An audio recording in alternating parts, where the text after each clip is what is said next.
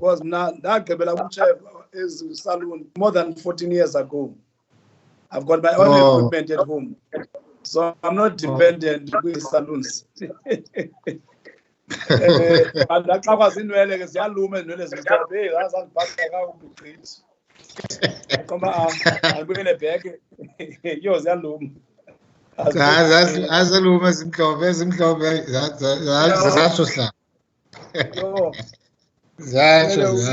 yaqona lo le period mase uzibamba emehlweni naphi uyengezeleka ungekudala qho uye enhloko yokwemba yalunga you know. I hope you did get the briefs of what you expect from you, ne? Well, I did. No, we did. To our okay, we will be here because we're going to allow you. No, we did, sir. Okay, it's good to hear that then. We was trying to connect the Department of Education. I've just asked check with them so that they can be able to take us through their state of readiness. And we'll start with public works.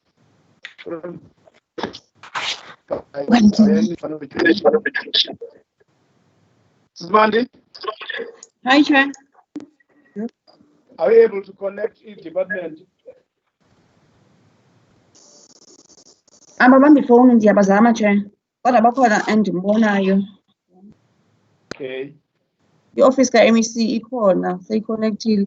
Andibaboni abanye, Chair. And in terms of our members, how many have been connected so far? Members of the committee? Yes.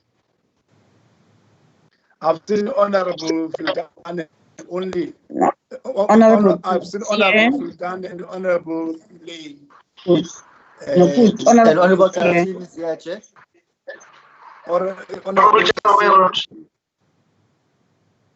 Yeah, I know, Honorable Pillay, I know I have seen you 3 so far. Because now it's almost 1 minute past 2. Honorable Boda is also present. Thank you, Honorable Boda. I haven't seen you. Thank you, Honorable Pillay, for indicating that.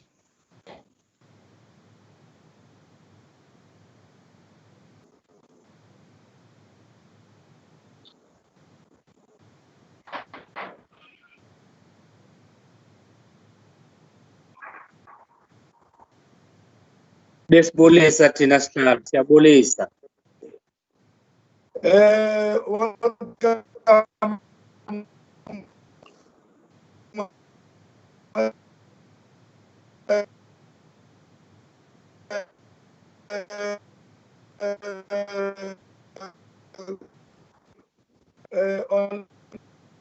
Thank you so much. Oh, thank you very much. Oh, thank you. Oh, thank you very much. So,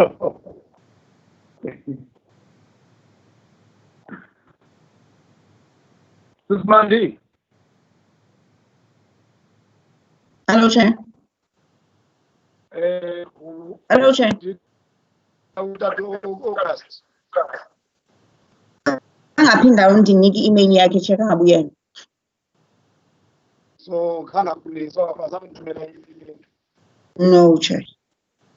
indaba yakhe because kaloku xa ebecele ukuba khona emva koko angasassist asizokwazi umconnecta ke ngoku. Then from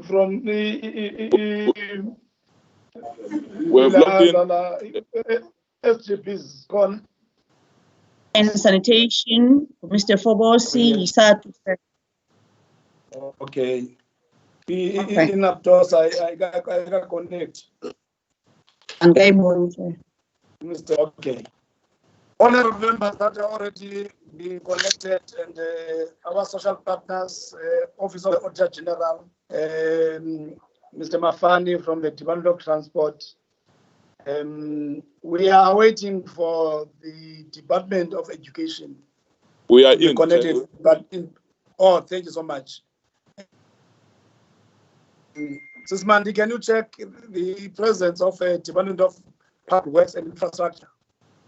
But the HOD didn't, promise me that he will be part of the meeting today.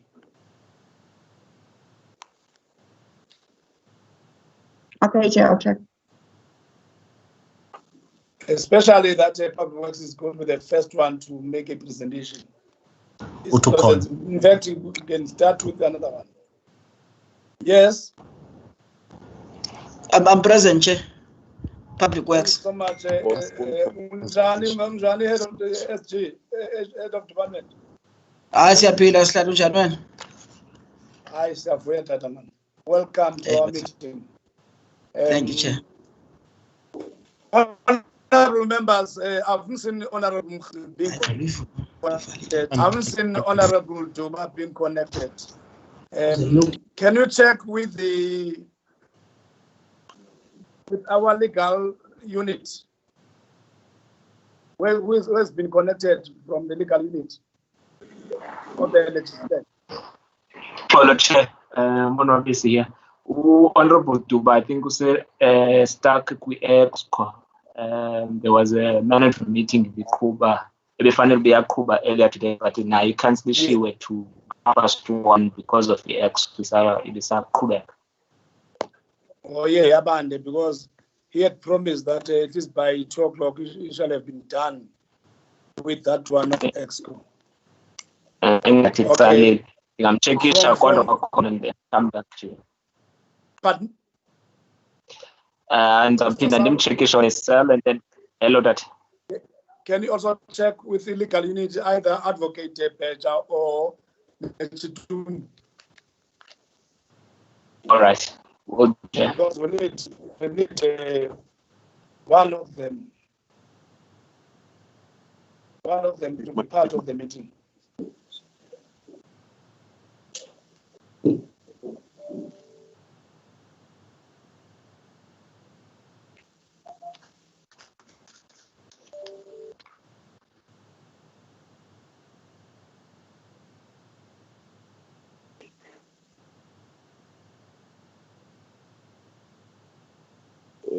Public Works.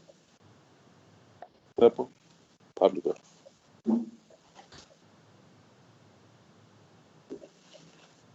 Honorable members, the MEC, the HOD from the respective departments that have been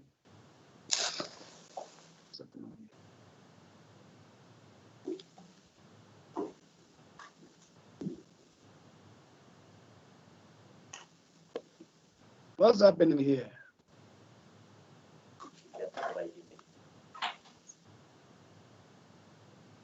Honorable members,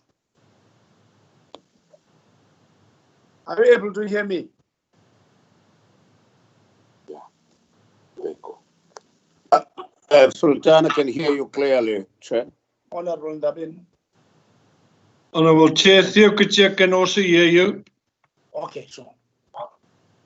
All right. Sis Mandy. Hello, Chair. Hi, Chair. Can you link up Honorable Ndabin because he's not yet been connected. Okay, Chair. Okay. Yeah, once we continue. Welcome to our virtual meeting of the Portfolio Committee on Education this afternoon. A special welcome to our social partners hereby represented by SATO. Also, we also have Mr. Fobosi on behalf of the Public Safety and Monitoring from the University of Rhodes. Also have invited members, the chairperson of the National Association of School Governing Bodies here in the province. Earlier on, Mr. Tando Ogas, who's representing the disability sector, did express an interest to be part of our meeting, but unfortunately, when he was requested to submit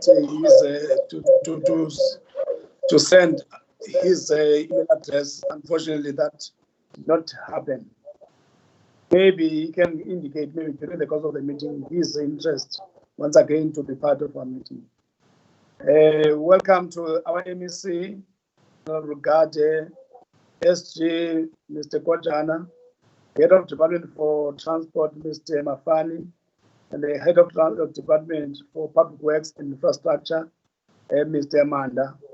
Welcome to our support staff, our researcher, Dr. Mkosi, our coordinator,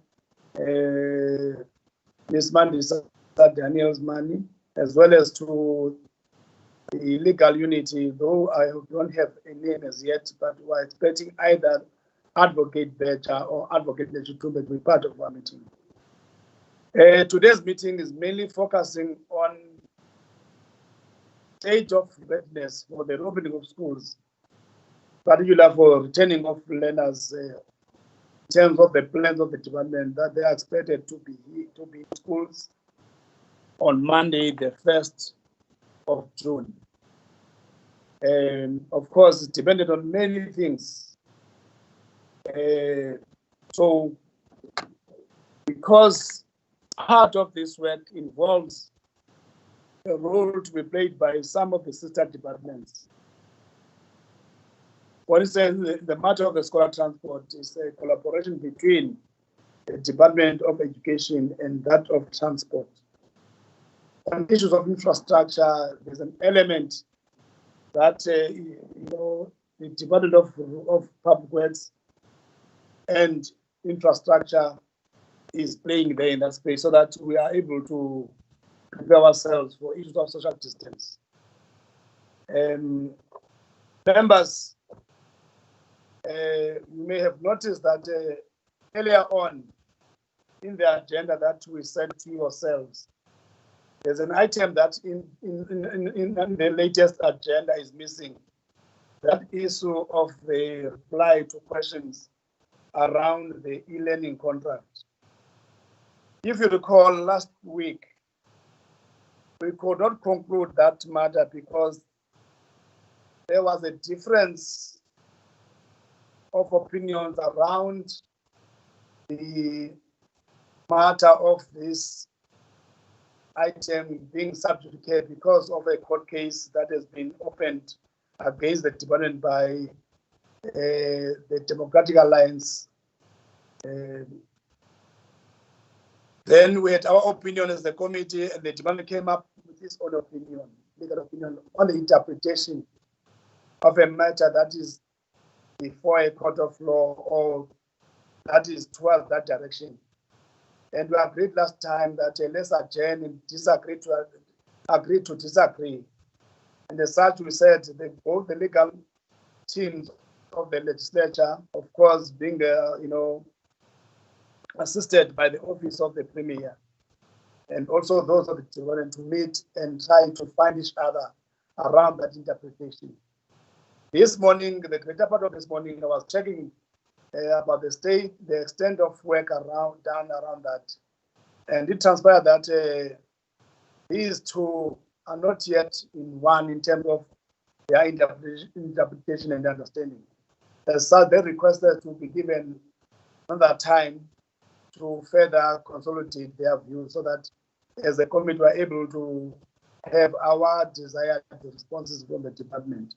It is therefore against that background that in the current agenda, you don't have that item because we don't want to rush. We want to make sure that all of us we have put all the legal loopholes around that interpretation. So that if we say now this is endless, and then we see how best we deal with this matter. So I just wanted to indicate to you so that you understand why you're no longer having this item now, this latest agenda.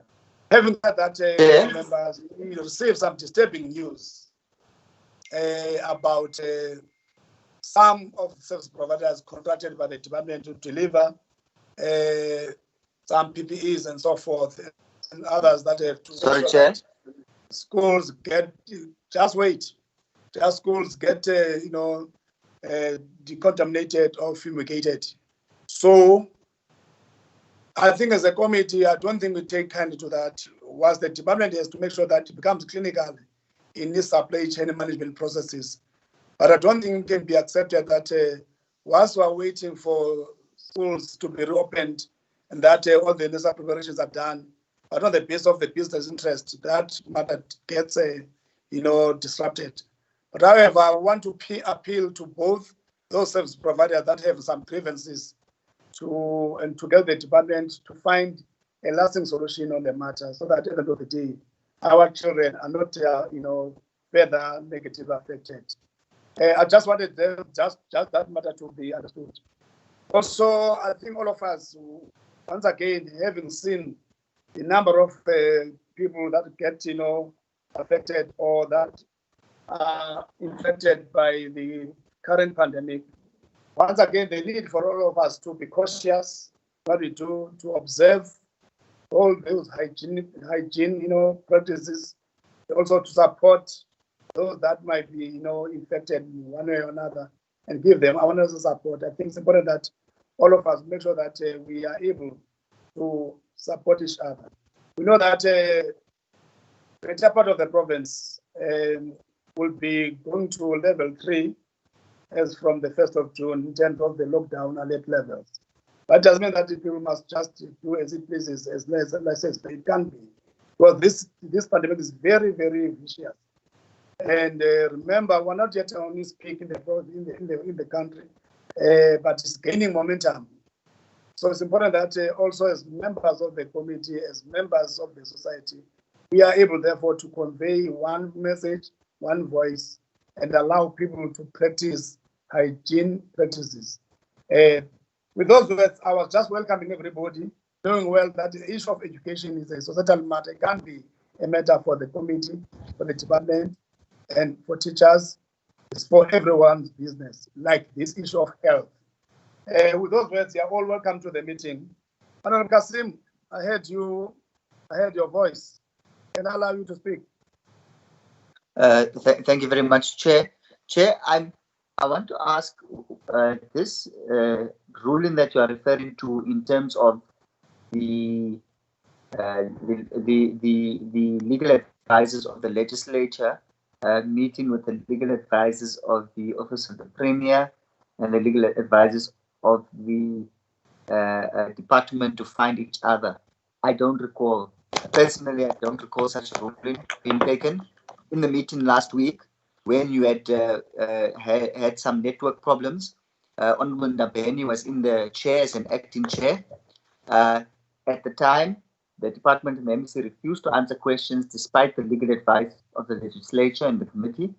And the ruling of Honorable Ndabeni in the chair at the time was that we as a committee must meet urgently by ourselves to discuss how are we going to use the tools and the rules that are available to us in dealing with the department, and an MNC was acting contemptuous, and that was the word that was being used, contemptuous of this committee. So I just want to note for the minutes, Chair, I don't recall such a ruling being taken. I recall a different ruling that I've just stated, that I believe, and I find it very concerning that we expect the legal advisor of the department who is conflicted in this matter, that we must find them on a matter where they are acting contentious of this committee. I find that of concern, and I wanted to note that up front. I don't want to disrupt the continuation of the business of the meeting, but I want that noted to share. Thank you, Honorable Kasim. I think I'll have to, because after I got reconnected, Honorable Kasim, this is what I got to be the resolution of the meeting. Honorable Chair. Let me check whether Honorable Ndabeni has been connected so that he can once more again relay the outcomes of the meeting. Honorable Ndabeni, are you connected now? Honorable Chair. I've noted you, Honorable Pillay, but I wanted first to check with Honorable Ndabeni first, who was chairing when I had a problem with network. Whilst we're waiting for him, Honorable Pillay, can you take the floor? Honorable Chair, when Honorable Kasim is mentioning that the committee had the opinion that the education's position was contentious, there was never had been a kind of inference or observation on at that point. It was his opinion. It was not the opinion of the legislative. Thank you. Chair, I disagree with that, but that's not the point. It's fine. Just hold on, members. I don't want members of my committee not to be on one about what took place. Be as it may, Honorable Kasim and the Honorable Pillay, the matter is still before the committee. It has not been taken off the agenda. Therefore, my view is that what I said to be the resolution of last week's meeting was that because of the different interpretations of the sub judice, rule, because on that side, the department had its own views, and ours, we still believe that we are correct about what we said is not applicable.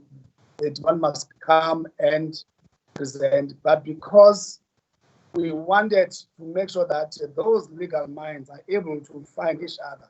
That tells me that if they don't find each other, we're going to fold our arms, but we must give them chance to do so. Hence, I said the greater part of this morning was for me to check the extent of work done around that.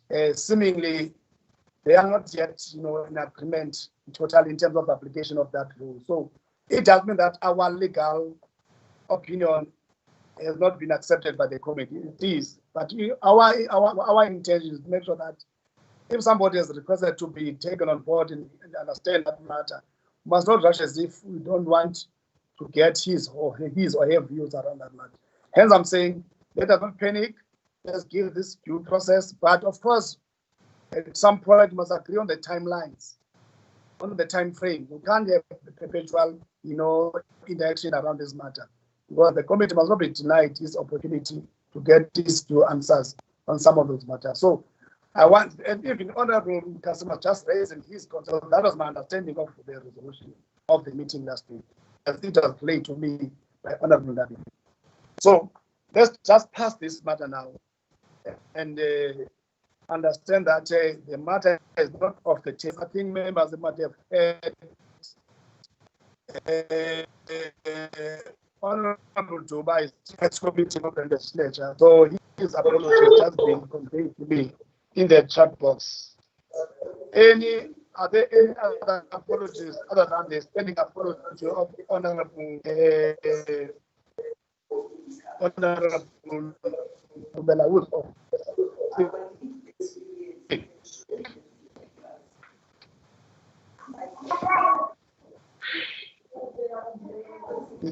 Anyone else that is yes, can't hear you, Mrs. Mandi. Hello, Chair. Yes. Hello, Chair. Yes, I can hear you. Okay, thanks. Thanks, Honorable Chair. I don't have any other apologies, Chair, except the one of Honorable Makubela, which is a standing apology. She's on sick leave. Thanks, Honorable Chair. Can I, on behalf of the committee members and our social partners, convey our message of support to Honorable Makubela and wish her speedy recovery on the state of health. We need a wisdom here, as we need wisdom of everybody that is in part and parcel of our committee. May God grant her strength. May God be with her. May she speedily recover and join us. Thank you, members.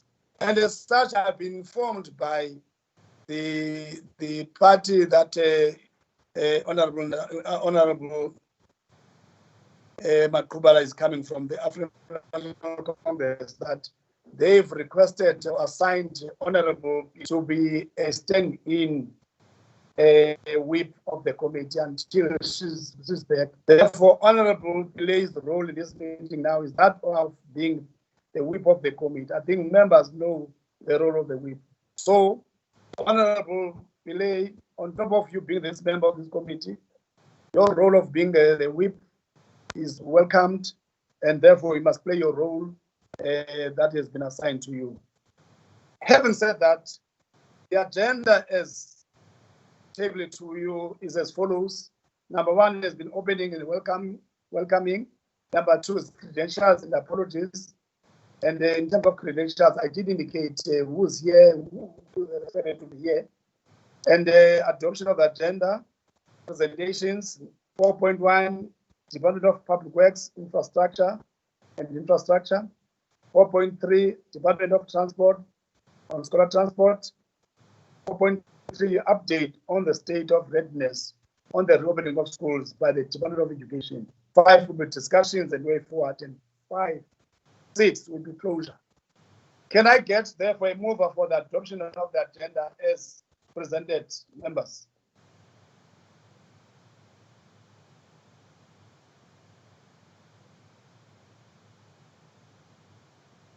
Any move? I move, Chair.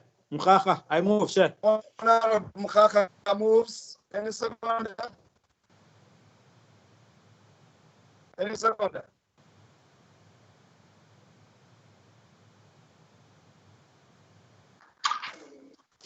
Honorable Chair, I second the agenda. Thank you. Thank you, members. Can I at this stage invite for Mrs. Mandi?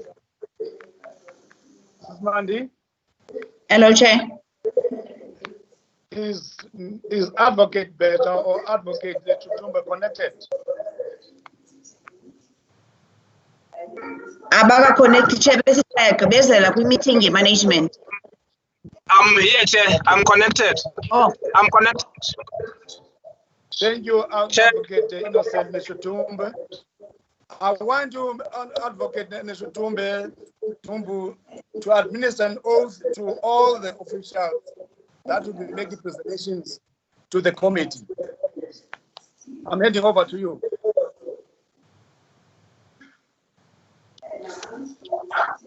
Through you, I think I will first explain that they can take an oath, or if they have an objection to take an oath, they can simply affirm.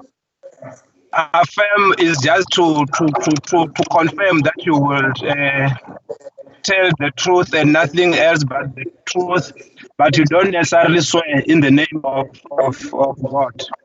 I will then, for the sake of time, ask that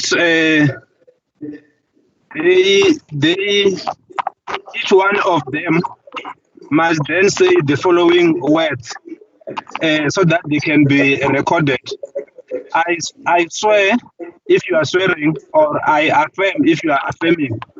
I swear that the evidence and information that I am going to give in this meeting shall be the truth, the whole truth, and nothing else by the truth. And then you raise up your hand and you say, I swear. And then if you are doing an affirmation, you will then say, I affirm that the evidence that I'm going to give shall be the truth, the whole truth, and nothing else. And then you say, I affirm. And then the next one, and then the next one. Can we start with the HOD for the Department of Public Works and Infrastructure, Mr. Manda? Can you switch on your camera, Manda? And then follow on what Advocate Neshutumbe is indicating that you must do.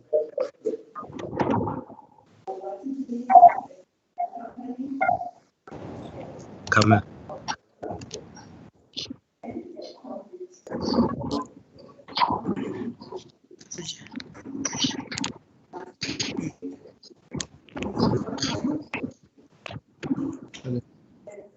You've edited them now, Chair, and I can see you too. Oh, yeah, we can see you now. Thank you. Yeah. Advocate Neshutumbe, you can administer the oath, Mr. Manda. You will say that I, Mr. Wu Manda, swear that the evidence that I'm going to give shall be the truth and the whole truth and nothing else but the truth. I, Thandolwethu Manda, swear that the evidence I'm about to give is the whole truth and nothing but the truth. So help me God. So help me God. Thank you. Mr. Manda is done. Next one. I didn't see his hand being up. I didn't see your hand. So help me God. The next one. So help me God. Thank you. Next. I have a colleague with me. Depende now. All right. Oh. You correct, Sorry, Chair. Mr. Manda. Want every official that is going to speak here to take an oath. Sorry, Chair. I'm also with Mr. Manda at Public Works. Hold on, Mr. Tutumbe is going to help you. Mr. Tutumbe, the next official. You are going to say the following words. I, Mr. Whatever, swear that the evidence that I'm going to give shall be the truth, the whole truth, and nothing else but the truth. So help me God. I, Mr. Luvuyonkwanja, swear that the evidence that I'm going to give is the truth and nothing else but the truth. So help me God. Thank you. Thank you. Next chairperson. I went through with you with the Department of Public Works, Mr. Manda. Is there any other official? Yeah, we are through, sir. Just the two, just the two officials. Yes. Thank you. Department of Public Works, Mr. Mafani. Want to see your face? Please turn your camera. Public Works or Transport, Chair? Oh, no, sorry, transport. Sorry, transport. Oh, You remember okay. that stage you were part of the Department of Transport? Yes, yes. No, I left them long ago, and I don't miss them, Chair. I'm an order. You will. Chairperson, I just say that there's a colleague as well, acting Chief Director, Scholar Transport, Umisum Jala is on the line as well. Okay. So the two of us. Yes. Mr.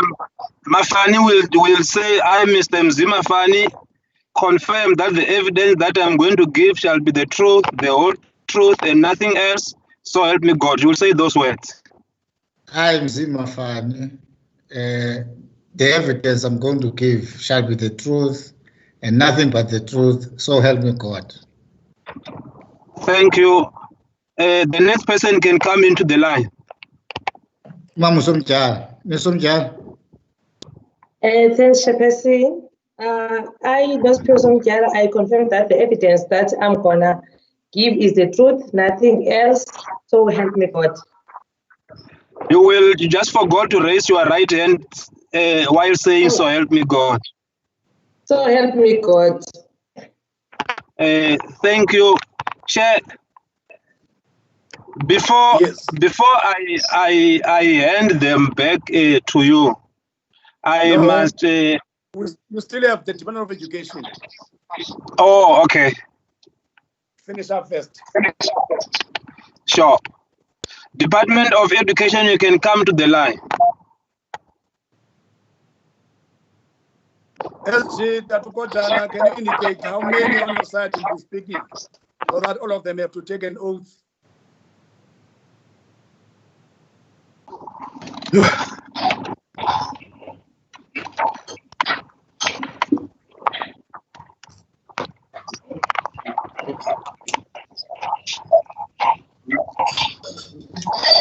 Left right.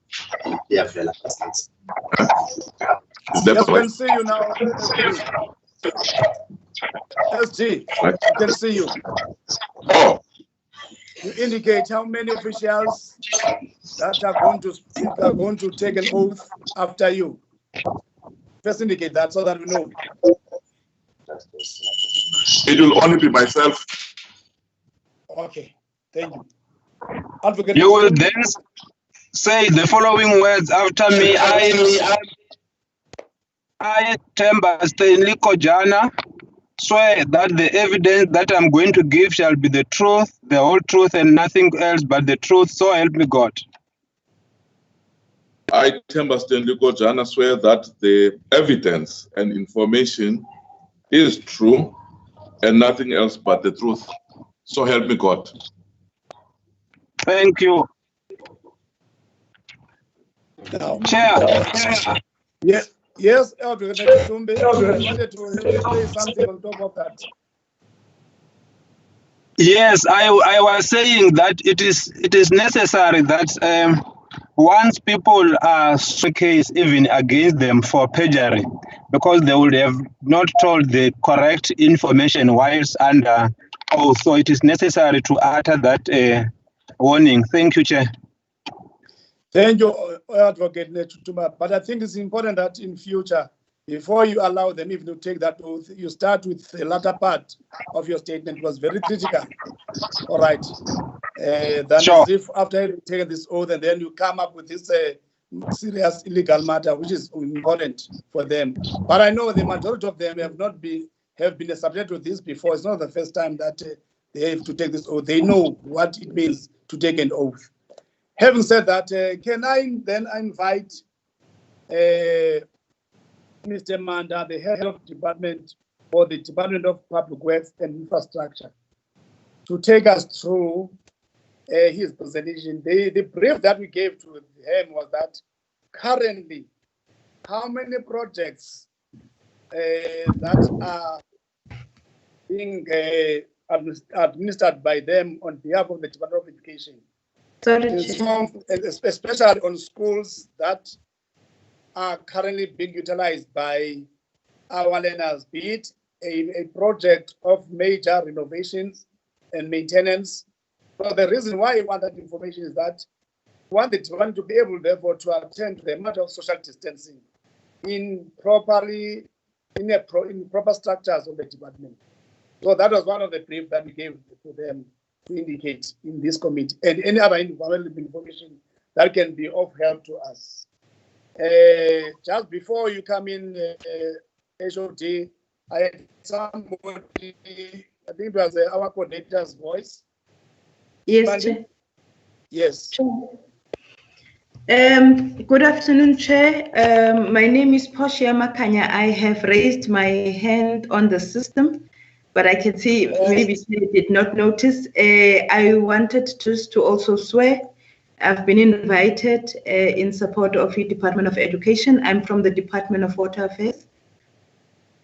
Thank you, Mrs. Portia, because the reason why I did not notice you was that the information that was given to me was that you are going to be part of the Department of Education supporting it. Yes, hence, Chair. I asked who else is going to be of assistance in his. Given that, can I first confer with the SG, so that because remember he's the accounting officer, and that he allows he allows you to take the oath. We do that, because you'll be whatever you'll be saying, you'll be binding the Department of Education insofar as the issues of water and sanitation are concerned. Can I do that first, Mamuposhi? Thank you, Chair. Thank you very much. SG.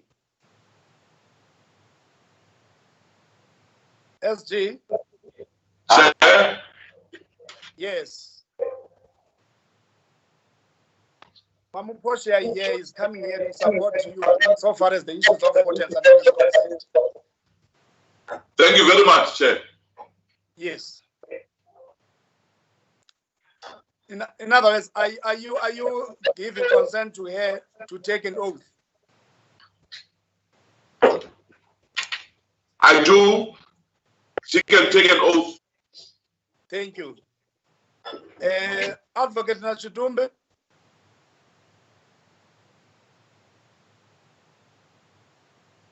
Advocate Nachitumbe.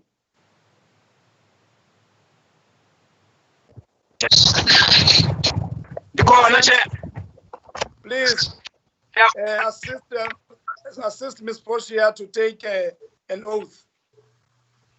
Okay, thank you, Chair. I will then start with the warning again to say that if you take an oath and then you give evidence or information that is not correct, that will be a criminal offense, one of perjury, for which the legislature may lay charges against yourself.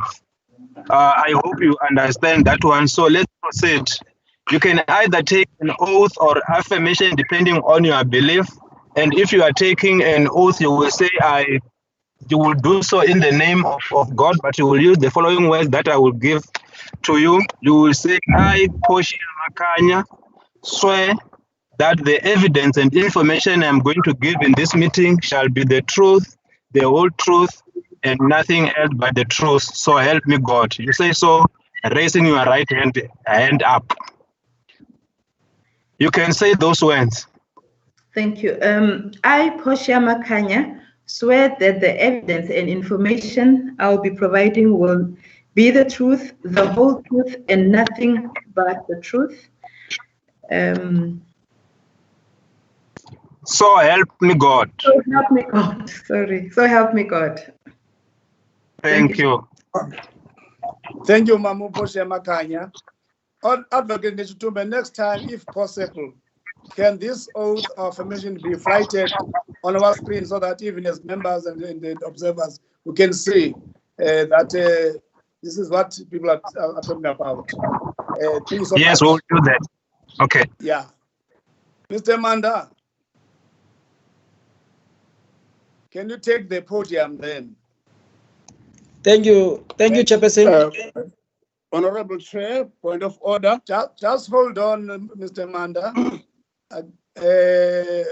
Honorable Fultani. Thanks, Chair. Well, our advocate read out explicitly what is supposed to be the content of the oath. But interestingly, both officials from the Department of Transport did not say that it will be the truth and nothing else but the truth and the whole truth. They didn't say that, the whole truth, which gives them an opportunity not to tell us the whole truth. They will say the truth and nothing else but the truth. But in terms of their affirmation or sworn statements, they did not commit to telling us nothing else. They didn't say that, to be specific, that they will say everything in truth form. Can I say that Advocate Nechitumbe, because I missed that. For me, I heard them having taken the whole, oath. Can you come in? They didn't say the whole truth. Both of them. Just hold on. The whole truth. Hold on, Honorable Fultani. Advocate Nechitumbe, can you take the committee back on what these two officials have taken oath on? Is there any deficiency? No, Chair, I think they have substantially repeated after me. So I think the oath is fine, Chair. Thank you. I think next time we need to speak slowly so that all of us can be able to follow what has been taken as oath. Thank you for that question, Honorable Fultani, because if we listen to Advocate Nechitumbe, we say substantially, all right, and then that's the catchword. Therefore, but let's make sure next time we're clinical about this. Mr. Manda, okay, fine. Can you take the podium? Thank you, Chairperson, and greetings to honorable members. Greetings to colleagues. Chairperson, I am with Mr. Luvuyo Nkwenja, who has also taken it. And Mr. Nkwenja is the Chief Quantity Surveyor, and he will be taking the committee through the overall number of projects that we're implementing on behalf of Department of Education. However, Chairperson, let me preface the presentation as he's about to load it. Just hold on when you are there, Mr. Manda. Has this presentation of yours been sent to our coordinator? And you share it. Yes, we have shared it, Chair. Okay. Sis Mandi? Sis Mandi?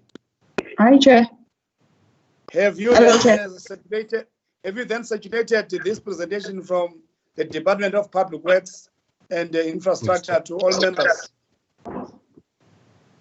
No, Chair, and it's from my name. So that we can be able to follow it up. But next time, let's make sure that we abide by our rules, that it is a presentation must be given to us at least 48 hours before the actual meeting starts, so that members can prepare themselves well in terms of such presentations. But I understand you are from another department, that's why we're not that going to be that harsh with yourselves. But with the Department of Education, they know how we deal with matters. Can you take that direction, Mr. Manda? Yes, Chair. Thank you. Continue, Gadada, with your preface. Yes, Chairperson. I was prefacing the presentation. I'm being assisted here to flight it. Chair, I was saying as a department, we are implementing a total of 36 projects for the Department of Education. And those projects, of course, are all over the province. Mr. Nkwenja will get into detail on the projects and will as well flight the spreadsheet which will be detailing level of construction in each project. Chair, I must also mention that on the projects that we are implementing on behalf of the Department of Education, we have made all necessary alternative accommodation for the period during construction. And Chairperson, we have done this save for only one project, which we are not happy about, which is in Kopane School in Joburg. And what we are currently doing, Chairperson, in preparation of the COVID period, is to get we have started a process for our agency procurement, as we are doing for the Department of Health, to get the total costs of getting alternative prefabs from Kopane, and we'll then get that through to education for approval in terms of that cost. Chairperson, the last thing that I would like to say is that in terms of education projects, as Mr. Nkwenja is about to start, we have noted in our meeting between Department of Education, Treasury, and OTP, the DG, that we need to prepare a meeting and get our technical people in the three departments to start a process of how do we better sort of implement the education infrastructure projects in the province. And that has been a commitment, and that we are working on it, and that is what we're doing. So what we want to do going forward is to improve our planning and improve our execution, such that projects are completed on time, within scope and within budget. Chairperson, on that note, may I hand over to Mr. Nkwenja. Just before Mr. Nkwenja comes in, this preface of yours is very critical, Mr. Manda. And I want to suggest that after this meeting, please put it in writing so that it forms part of your presentation. Okay, Chairperson. Noted. Thank you. Mr. Nkwenja? Okay, thanks, Chair. Basically, the invitation we received was to give a status on the projects that we're currently doing as Public Works. I think my HOD has touched on our state of readiness for COVID, but I'll go into the detail of the projects itself and what is currently happening with our projects. I hope that for the sake of the colleagues who are joining us, they can see the presentation. I have tried to upload it. I can see in my screen. Okay, thank you, Chair. In total, as Public Works, we've got 36 projects which we are implementing on behalf of education, those projects are projects that are termed as projects currently under construction. There are about 40 which are under planning, but there's a decision that was taken between ourselves and DOE due to the financial issues that all the projects that are under planning we put on hold, and we continue only with projects that are currently under construction. So I think with the projects that are under construction, we've got 3 projects that have terminated on site due to financial reasons, most of which is non-payment of services rendered. Further, we've got 3 projects that are on the process of termination, also due to a similar issue of non-payment. We would like to reiterate that most of our projects, they started in round about 2016, and as mostly they are 2-year projects, and round about 2018, 2019, there are projects that should have been completed, but we've had various streams of suspensions and stops and restarts of our construction activity due to the payment and late payment of contractors. So I think that is the brief background of the number of projects that we have. For this financial year, Chair, Public Works, through our forecast with contractors and consultants, we requested an amount of 638 million for the projects that are currently under construction. This is through cash flows and anticipating what needs to be done on our various sites. But as per the B5 2020-2021 publication, for projects that are under construction, we received an amount of 383 million, meaning that most of the projects that we felt we could have carried out smoothly within the financial year, we already understand that we're going to struggle. Our budget is probably cut by almost half of what we require to carry out the work that is required on sites. So I think it is some of the challenges that we're facing. Also, in total, our financial allocation from DOE, it goes to the amount of 404 million, which includes menial projects which are under planning, where when we've asked consultants to stop planning, there are some claims that they can bring forward based on the work that they have done. Also, the projects that are on final completion, there are payments that the department still needs to make. So the disparity between the 383 million and the 404 would be some of those projects that would be flagged on the B5. I have tried to attach an annexure of Excel, which goes through project by project in detail and gives us an analysis by each project, but I couldn't really get it to upload. But during the course of the presentation, I will also upload that annexure.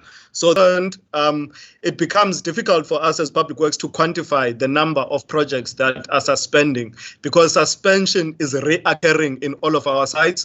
A contractor may suspend for a period of 4 months due to non-payment, come back, work for a month or 2. If non-payment persists, they will suspend again. So the issue of suspension is a reoccurring issue within most of our sites. I think what happens when we do have these suspensions, though, is that it pushes the cost of the projects beyond that which is the planned cost, and there are various issues that affect the sites which are very difficult for us to control. For example, your weather conditions will affect any exposed work where a contractor leaves that site. When they come back, they need to do remedial work, and they will claim that work from the department because it was us that did not pay at the time where we were warranted to pay. Also revolt by communities whereby they come in and they damage existing infrastructure because they're seeing that buildings are being built and abandoned at times. Even though we do have securities even when a contractor suspends, it becomes inadequate when community members see that there is no hype of activity happening in those sites. Also, the price index fluctuations also affect us, because when a project is planned for 2 years, we've got allowances of price index fluctuations within the 2-year period. But when projects start aligning to 3 and 4 years, more than the duration that they were planned for, it means additional costs will be incurred on those projects based on what is happening in our market. And our market has been performing quite bad, and that does have a knock-on effect on construction as well. The suspensions go beyond the contractor. As Public Works, we've written analysis to our client departments, and we continue engaging each other in finding ourselves in this manner, because with a source of temporary employment, and we've got SMMEs which are also hinging upon the main contractors for subsidies or payment, and then we also have suppliers which also suffer due to the issues of suspension and so forth. So I think the knock-on effect that non-payment has on a contractor, it goes just beyond the contractor. It hits a number of socio-economical factors as well. When it comes to termination, I did allude that we've got 3 confirmed terminations, and we've got 3 terminations that are on progress currently. The biggest challenge with termination is the fact that when a contractor terminates, they claim 10% of that contract only for damages and any recoverable. It goes, the margin goes. Hello, I've got a bit of an echo. The margin of claims does go up to 10% to some degree, and that is money as government that we lose, and we can never be able to recover. Even if we appoint a replacement contractor, we lose 10% of money, which to some extent a contractor did not work for. And a replacement contractor will also price at a variance of 10% profit margins between your 5 and 10% profit margins. And they will, to some extent, still need to come in and do any remedial work if there is any required on the work. So you find that where we terminate as government, we spend almost close to 20 or 30% more than what we could have spent if we were moving with the contract. So as Public Works, we tend to hinge on rather moving to suspension to alleviate the problem of termination. So I think our negotiation with contractors, we rather urge them to suspend rather than to terminate. Although there are also costs that are correlated with suspension, but they are not as dire as the termination costs that we experience when contractors do terminate. I'll take you through case and points of these projects that have terminated in this project. And for us as Public Works to continue with the project, we need to get validity of funds from DOE to say that they do have the funds for us to continue and appoint a replacement contractor. Where the funds are not available, it becomes futile for us to appoint a replacement contractor.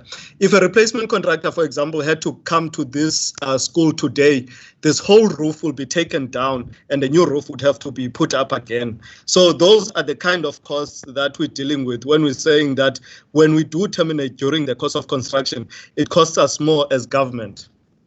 In Sarah Batman, we've got a project which is ADO, which is, it was at excavations when it was terminated.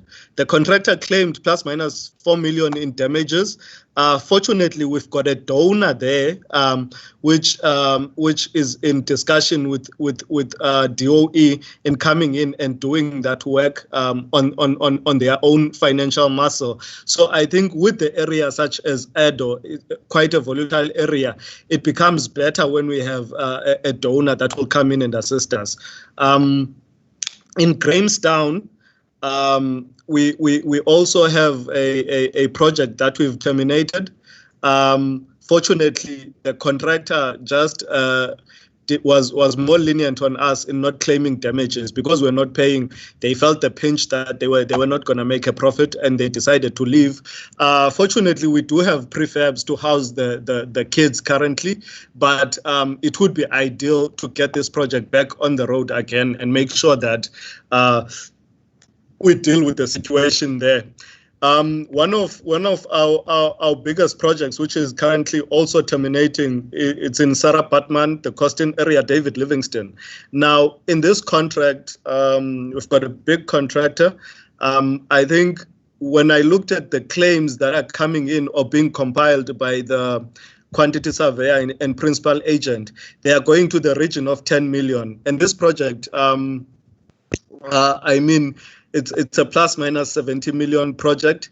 So these costs of termination are coming in quite high, and we still have to get a replacement contractor that is still going to come in and rectify the work. In Kopane, we also have a contractor who's in the process of termination.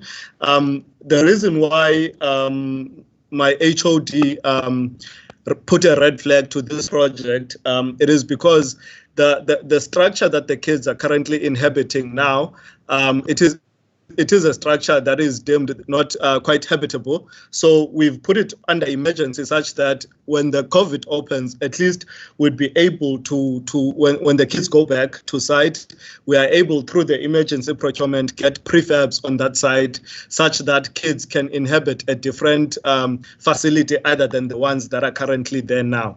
So I think that is the solution that we're just trying to bring for Nkopane. Also in JJ Serfontein, the contractor is terminating. We're in that process of validating that termination. And then I guess the process is quite the same. We need to get a replacement contractor to come back and do rectification of the work. So due to weather and other conditions, weather conditions out there, sites do deteriorate. Others are elements from communities whereby things are vandalized and there are other elements from the community coming in. But in all the sites where we terminate, we do have securities that we put in place, but at times the securities do not prove to be effective when community members do come and loot from the infrastructure that is there. I think that in detail so that members are able to have a look at each project and what is currently happening. I think we made, I don't know if you can still see, Chair, we made an analysis as Public Works of an amount that we required for this.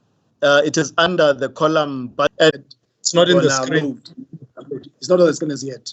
Because we are talking about colors, we don't have anything okay. in front of us. Oh, okay. Yeah. I will try to get someone who will assist us with the loading. Maybe this info, it's just additional. So, yes, sir. It is just additional information, Chair. Yes, sir. Yes, Chair. It is just additional information, Chair, for the committee. We will send this information for just the committee to see what is happening, and then try to get them completed, as we believe that they are near completion, and at least they will assist us in ensuring that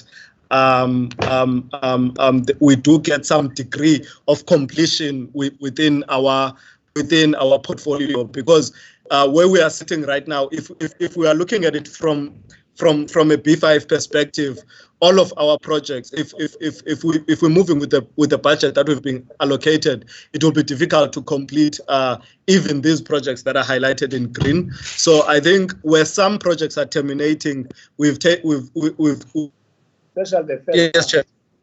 In one yes, Chair. slide here, this part of the 40 projects that you talked about doesn't appear in your presentation. Please, can you then update so that we factor in that information that you just laid to us, because unfortunately it's missing in your presentation. Also make sure that all the annexures as additional information get sent to our coordinator so that we can have a comprehensive picture of your presentation. Thank you. Yes, only now that they've put on lecture on the projects under construction and the colors we are seeing now. You can remove this now. Get to the next presentation. Mr. Mafani, HOD, Department of Transport. Hello, sir. Yes, the floor is yours. No, thank you very much, Chairperson. Without wasting time. Our coordinator made a mistake by sending this presentation by the Department of Transport as coming from Department of Public Works.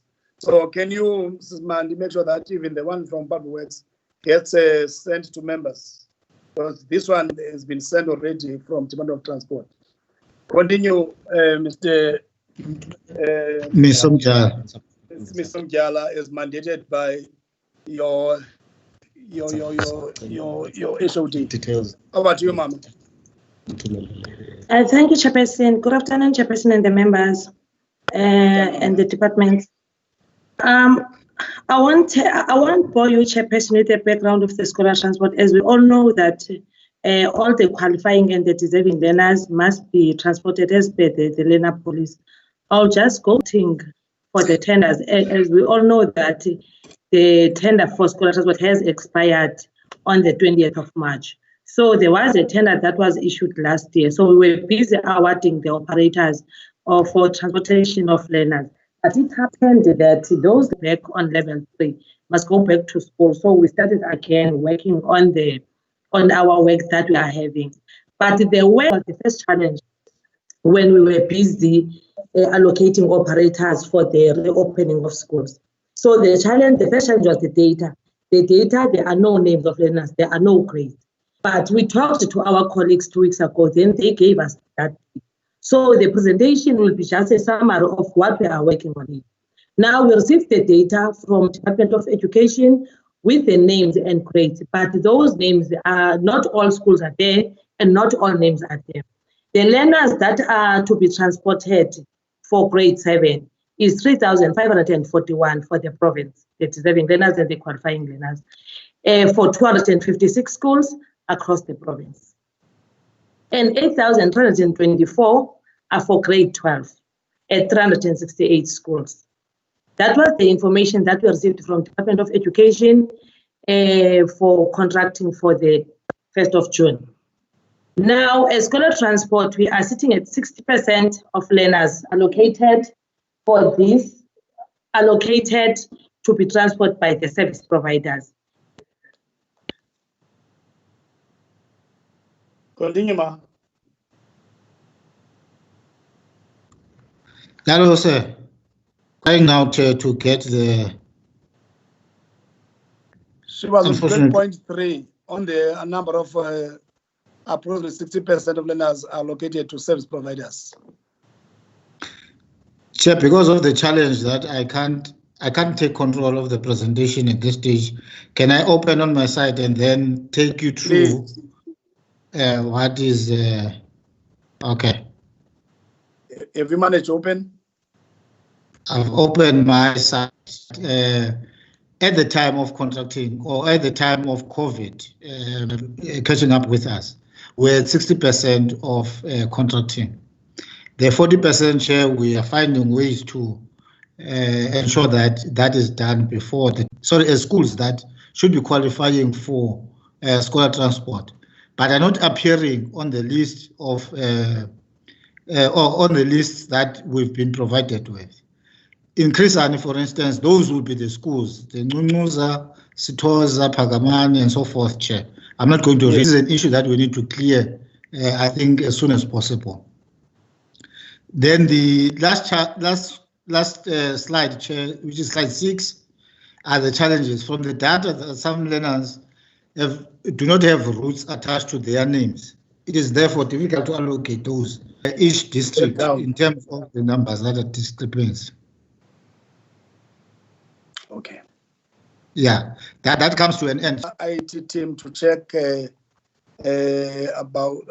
her, because when you ask questions, I think she'll be also central in responding to those questions.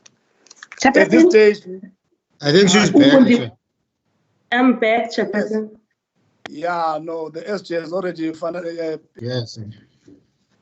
Can I remove the presentation now? You can remove it, ma'am. You can remove it. Dadukojana.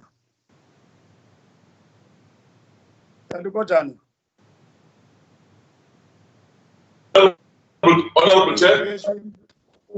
Yes, Honorable MEC Gaje, can you take the podium?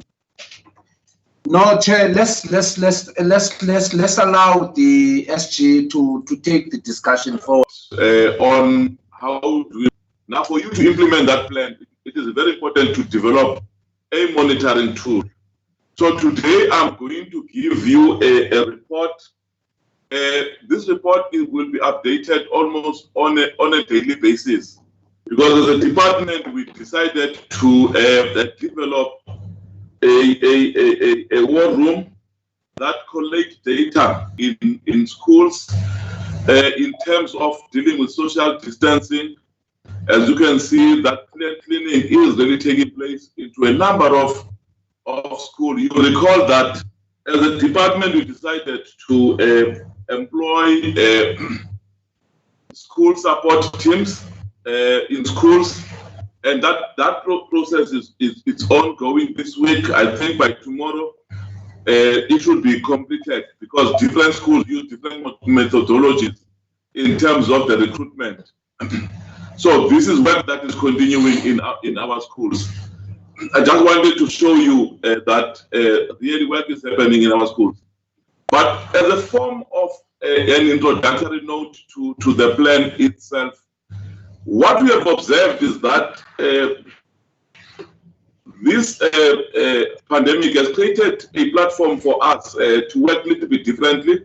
We are now able to work in an integrated and collaborated approach. The plan was enhanced, I must say, also by the contribution of the School Governing Body Association. And in particular here, after the plan was completed, the Governing Body Foundation included a component on hostels. That's why in a comprehensive plan, we are going to be reporting on how are we doing in terms of the hostels. Remember the wall-to-wall plan that we provided to you, they identified that we needed to have a component around hostels. And already our district director health and safety committees that have been established in our institution and providing clear roles and responsibilities to those committees.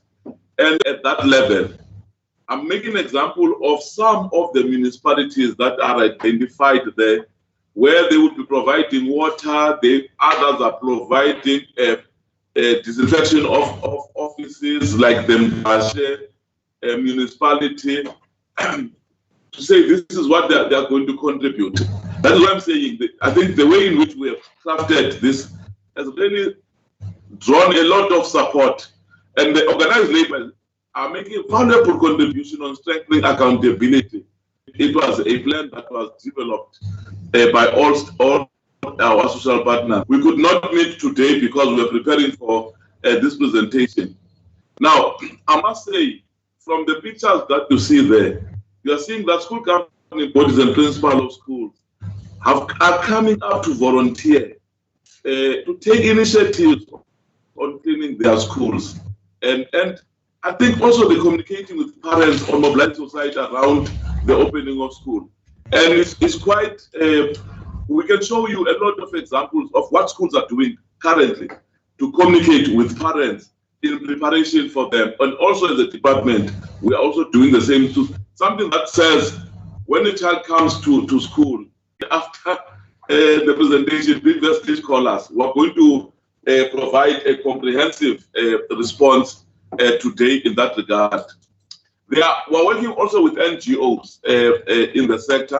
Is something which is becoming the order of the day now. I think COVID has come up with quite a lot of issues that really says that we can work a little bit differently. Next slide. Now, the department was distributing these PPEs, which consist of cloth masks, visors, gloves, etc. This is the list that we have provided to our offices, to our officials. in various districts and head office. The delivery has taken place. Next slide. Now, what we are doing is that on a daily basis, as I've indicated, we have developed a war room that tracks how are we faring with regard to the delivery of the PPEs in the province. What you see there is a picture that says, since the delivery started on Monday, how far are we per district, and what is actually happening? You can see that there is actually real movement in terms of the delivery of the PPEs. We said that it is very, very important that our SMEs must not do that, because they put the lives of our principals in danger. So the unions are really monitoring this as we are doing as well. But this is how the delivery. So work is happening. It's not standing still in this regard. Next slide. Now, and deliver the PPEs. We said that we opted to localize the supply and the delivery of that we're looking into is to have as many SMEs. And here, these are the numbers of where we have, which are verified. Maybe the colleague of ours from the Department of Water and Sanitation might maybe at this particular point in time come in and shed light about where things are at the present moment. Because as of yesterday, we have not had a word from GBE about the delivery schedule. And we kept on indicating that this is a serious gray area for us in the province. Maybe we will ask her, maybe if it is possible, just to keep in terms of the provisioning of water and as well as water tanks, how far the process is. Can she come in, Chair, before I proceed? All right. She may come in now. Ms. Poshia? Yes, thank you, Chair. Thank you, Chair. We just to give a bit of context, through the DWS command center, we are currently procuring the tankers for the list that was provided by the Department of Education, totaling to 931 schools. We're looking at procuring those and making sure that they are in use by the 1st of June. We have looked at budget available as well as how much has been procured already. From the budget that has been transferred so far, 608 tanks have already been procured, and 480 of those are ready to be delivered, and they are all from around East London, the 480. We are working with the Department of Education. Grade 7 that is coming back from schools. Primary schools will have 1 grade coming back, and high schools 1 grade coming back. Let's make sure that each school has a tank by the time they return to school by the 1st of June, and that we are very confident, and the remaining tanks will then follow. But we are sure that 931 will be delivered and in use by the 1st of June. The other matters of funding that has been made available for now is immaterial for now, but 931 tanks will be supplied. But what we also need, Chair, is, in fact, that's what we're working with education, is to get those lists so that by tomorrow we start delivering 480 that is already been procured. So 480 are already ready to be delivered tomorrow, and we are hoping at a meeting later this evening we will be having those lists where the 480 will go and the remaining will be distributed. But we know that by the 1st of June they will all be in use, even if it's temporary installations, but the tanks themselves will be in use, and the full installations will follow, and the remaining tanks for all of these schools. So in essence, when the schools grades are all phased in, each school will have a tank, and especially schools that do not have tanks or any form of supply currently. Schools that do have tanks, SMMEs, as that can make or break this project. I think in brief, Chair, that is what I can share. Thank you, Chair. Thank you, Mrs. Portia. The rule and how we operate in the legislature, we want you to reduce into writing what you just presented to us. Yes. Because there's some information that you just presented verbally, but it's not written down. So please can you make sure that that part that is not part of what has been written here gets also written to us and sent to us. Yes. I'm not sure whether, Mrs. Portia, you are also going to respond to the questions that we sent in regards to this issue of the water provision, because we also wanted to find out how many water tanks have been delivered, and so forth and so forth, and then how many those that could not. What is the plan for those that could not have been delivered and there's no water? But I can see in the presentation there's something that talks to that. SG, are you going to talk those questions, or is it Portia that is going to talk that? Just go back. No, that's why I handed over to her, because those questions that are there are indicating that there is no delivery of those. So that is why we want you, SG, to respond to the questions as they were put, so that for purpose of records, are able to get your responses on those three questions, basically. Okay, thank you very much. The question was how many tanks have been delivered to schools? The answer, no tanks have been delivered to schools as yet.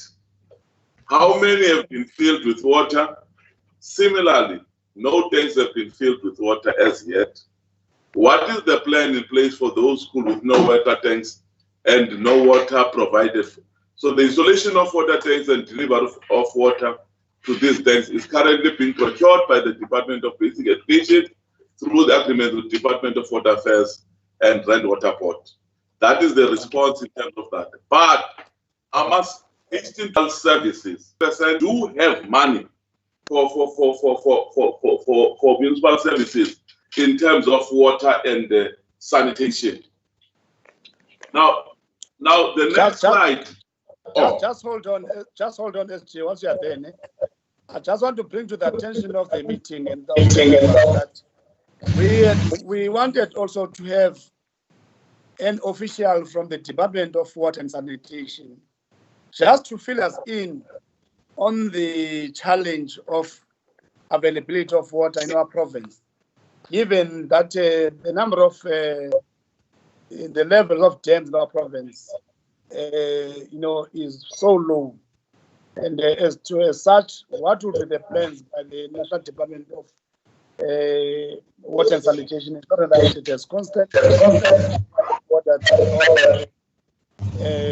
But unfortunately, that official indicated that he has no money to come and present before the committee, because it was just sent to be part of the COVID-19 command team in the province. Therefore, that official can't answer those questions. The third question that we wanted that official to answer was, why in terms of this water cartage, instead of utilizing our own entity in the province, that is the Amatola Water Board, why is it the government using a Rand Water Board, in terms of the issue of water tanks as well as water? So those questions will not be answered because of the absence of that member. So I just want to bring the front the efforts that we made. That doesn't mean that we have given up in terms of that matter. Can you continue then, SG? No, thank you very much, Honorable Chair and Honorable Members. With regard to the orientation on COVID-19, the plan that we presented to yourselves, we indicated that there were two booklets that we have produced in all the 12 districts. They've received the training, and also we've gone ahead. Now, So that training is currently happening. And also that by the 1st of June, we will be conducting training for the learners. Next slide. Now, I think in our orientation program is reaching for how many teachers?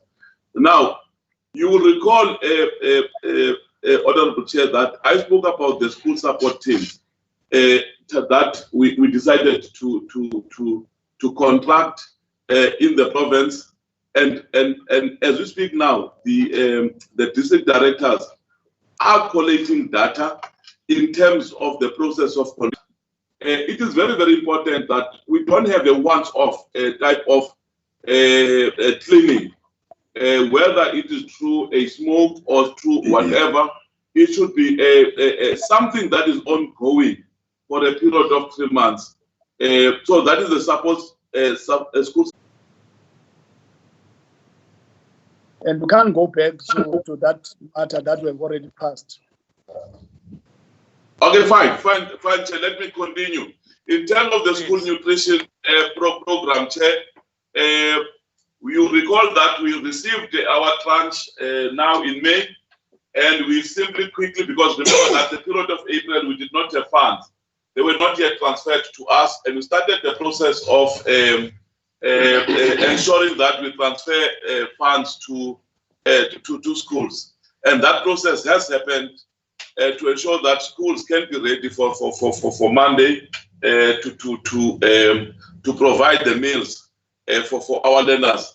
Now that is the data that we have in terms of the first tranche costing and the number of learners that will be providing for them the meals. The figures are there. Now, in terms of this particular slide, district officials already have been orientated on the safety measures. Second managers also have conducted the program for both the principal and SMTs, so that at the end of the day, it becomes easy for them when the children come to school. They are supported with meals. Now, as you know that the grades that are coming back to school is grades 7 and 12.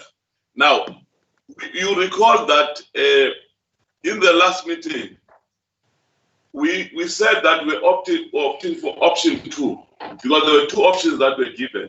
Option 1 was to feed all learners, and option 2 was to feed only grade 12 and grade learners, grade 7 and grade 12 learners, and we do a package for those other grades learners.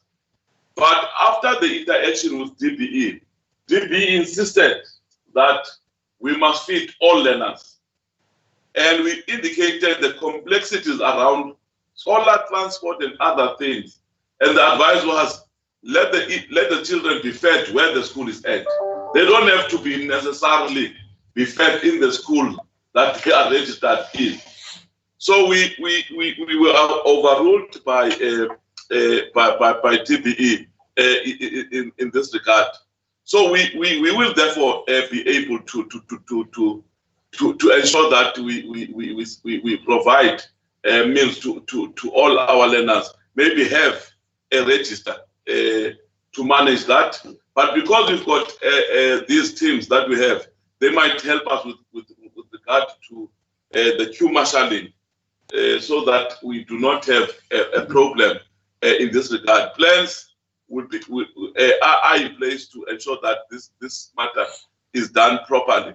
This slide, Honorable Chair, is a slide that I said was not there in our plans, but because of the wisdom of School Government Board Association, they said, let's have this particular slide, and district came handy to say it's an area that we need to monitor, that how many learners will there be in hostel, working on the hostel readiness for the reopening plan.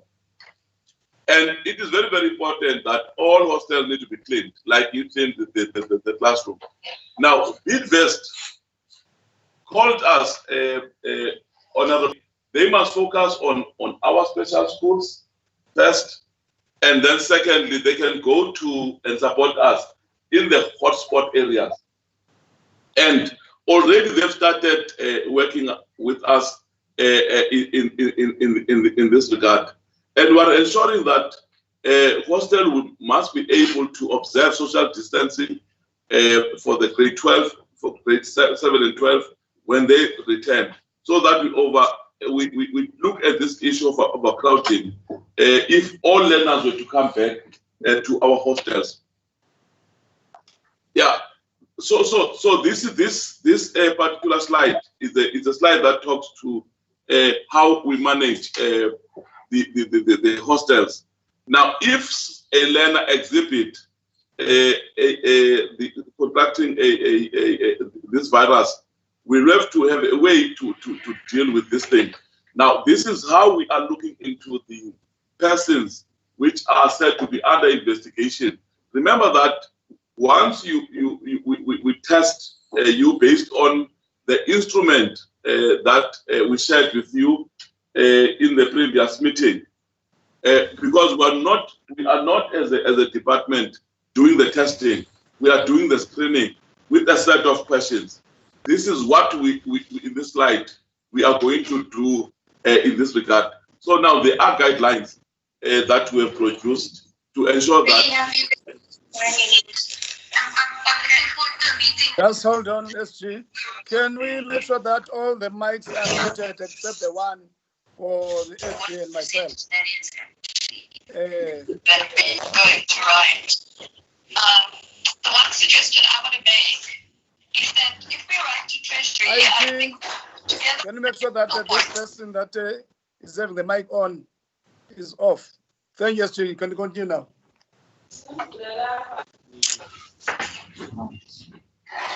Well, thank you very much, Honorable Chair. This slide is a slide that we felt is much more specialized, and I will try, because the colleague that is supposed to be presenting it is the one that he did not take an oath, and I had thought that the chair in this regard would agree that this person must take an oath quickly and deal with this aspect, because it's much more specialized. If you agree, Chair, you must first admit as Chair your mistake, because I knew that your president is comprehensive. It has its own specialists. Then I offered you, a chance to ensure that all those officials, take an oath so that you are not found wanting. Just before I allow, because I think for us to prepare for proper interview, I think let's allow the relevant people, therefore, to take the presentation forward. But I want to first what do you want to say? Honorable Mkaka? Honorable Mkaka?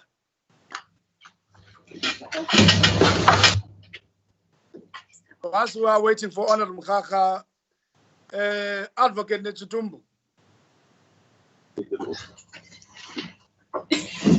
Chair. Can you administer oath for Mamu Fuchane and Msindwana? Chair. Yes, Honorable Mkaka, come in. No, Chair. I was going to persuade you, Chair, so that you allow Mr. Nochitumbu to administer the process. Even yourself as a commissioner, you've got a right to administer. They did not give us those terms, unfortunately. No.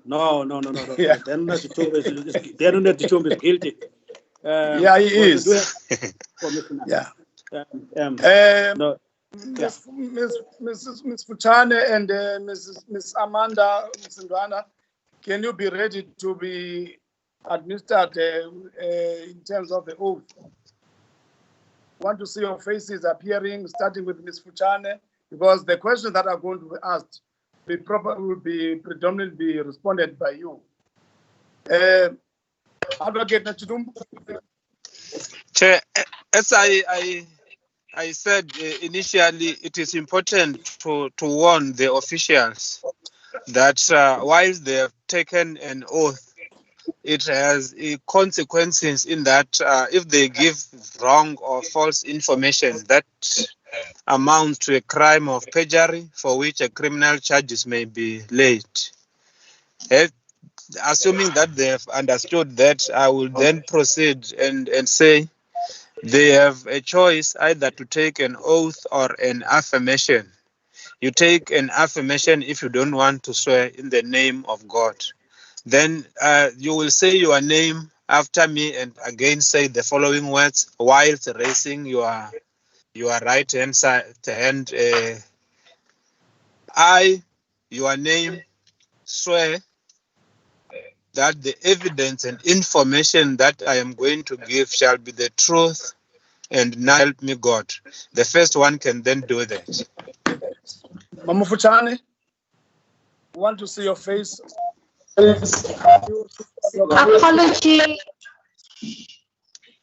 Apology, Chairperson.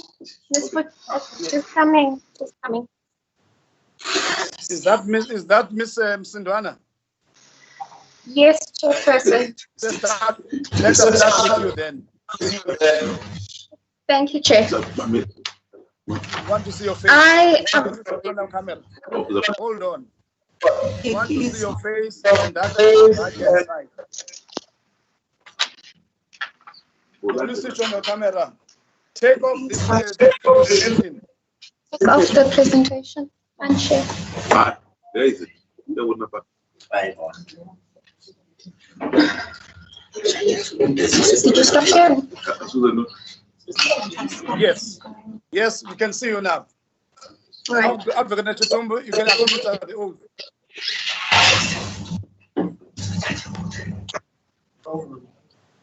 I, Amanda A. Msindwana, swear that the evidence and information is true and nothing else but the truth, so help me God. Thank you. Next one. Thank you, Honorable Chair. I, Thembisa Fuchane, swear that the evidence and information is true and nothing else but the truth, so help me God. Thank you, ma'am. The next one. I, Tsapo Sefanya Tepole, swear that the information I'm about to share is the truth and nothing else but the truth, so help me God. Thank you. SG, was that the last one? The last presentation, yeah, that's the last one. Thank you very much. Thank you so much. Now is Ms. Msindwana the one that is going to take the podium? Yes. That's correct. Bring back the presentation on to our screens then. Good afternoon. Thank you. And honorable members. So for inclusive education, we have transferred norms and standards for the first tranche. Just hold it there, Ms. Msindwana. Yes, sir. All we want now are the developments from the last meeting. Not to repeat the same presentation that was made last week. Just take us on the latest in terms of preparations for the opening of schools. Thank you, Honorable Chair. With regards to the readiness, the tranche has been transferred to special schools and will reflect tomorrow for the first tranche, totaling, for the first tranche, half will be sent of 107 million to special schools, and the 22 hostels will receive around 25 million for the first tranche, and full service schools around 3.1 million. With the total annual tranche of 164 million benefiting special schools. Then, with regards to the collaboration with Bidvest, there is an updated slide, Chairperson, which you will not have as it is reflecting as of today. 23 special schools have been completed in terms of cleaning, giving a total of 33 out of 107 in phase 1. That's inclusive of the full service schools. And scheduled for tomorrow are 27 special schools. And by Saturday and Sunday, we envisage total completion for the phase 1 process of cleaning. All the Nelson Mandela Bay metro schools will be cleaned by the end of today. Unfortunately, one community in Port St. John's, Zoyini Full Service School, could not be cleaned due to the current community action to remove Bidvest from cleaning the school. So kindly ignore that was at the time of submission. Then we have readiness. There were questions requested regarding readiness. We have a total of learners with severe intellectual disabilities of 3,006 in 22 SIDS schools, 1,755 in 3 schools of skills, but only one of these schools has a year 4 class and will be starting on the 1st of June. There are 420 learners in care centers that have profound intellectual disability who will benefit. With regards to the psychosocial support plan, on the right-hand side in the column, you will see the number of specialists that we have that particularly train. The 33, the 33, that's correct, sir, Chair. Which talks to the professional qualified psychologists within the department who will be offering psychosocial support to learners. Additionally, we have engaged with the HOD of DSD, and we just checked again because we're waiting for the list for the 46 social workers and the 12 district-based social workers to be given to us so that they can start. Next slide. This was, we engaged on this in the previous presentation. So, right. The standard operating procedures to date, we had envisaged that they would have been finalized with legal. However, there are some minor changes that have taken place, so we will get those out to schools as soon as possible. Then we move on to the psychosocial plan. We've indicated that laptops have been delivered to districts for these specialists and therapists to offer psychosocial support. The telehealth call center is under development in terms of securing a line for psychosocial support for learners. And there will be engagement with the districts in next week, Tuesday, particularly the CESs, to ensure that we take them through around some of the basic operations that we, guidelines that we have developed. And we initially had 11 special schools that had water issues, and one of those schools was resolved within this week, and that is St. Thomas. So we are down to 10. Thank you, Chair. Thank you, Mam Sindwana. SG? Well, thank you very much, Chair. That is the end of our presentation for today. As I've indicated, we are having a war room.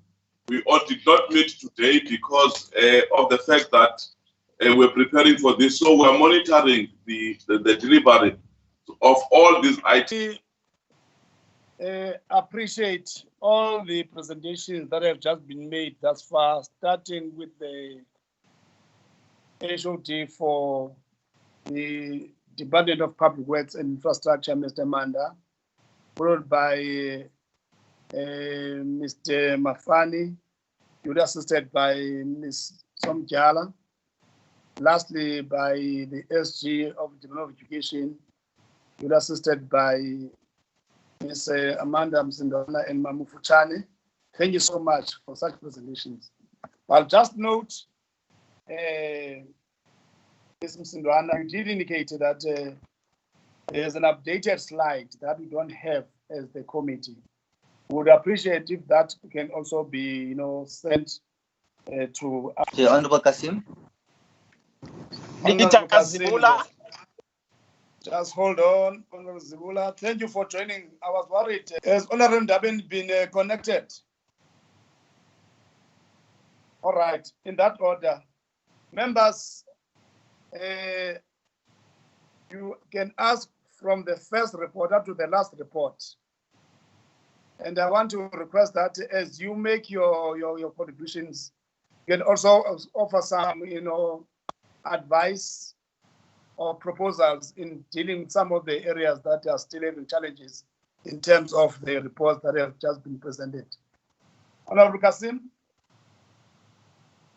And please, member, also take care of the other members that are going to speak. All right. Thank you, Honorable Chairperson, and thank you to the officials from the different departments that have presented to the committee this afternoon. I'm going to try and run through my questions, Chair, quite quickly because there were quite a number of presentations that we have received. I'm going to start with the Department of Public Works. Now, Chair, I must say that this has been, this is a very difficult situation that we constantly find ourselves in.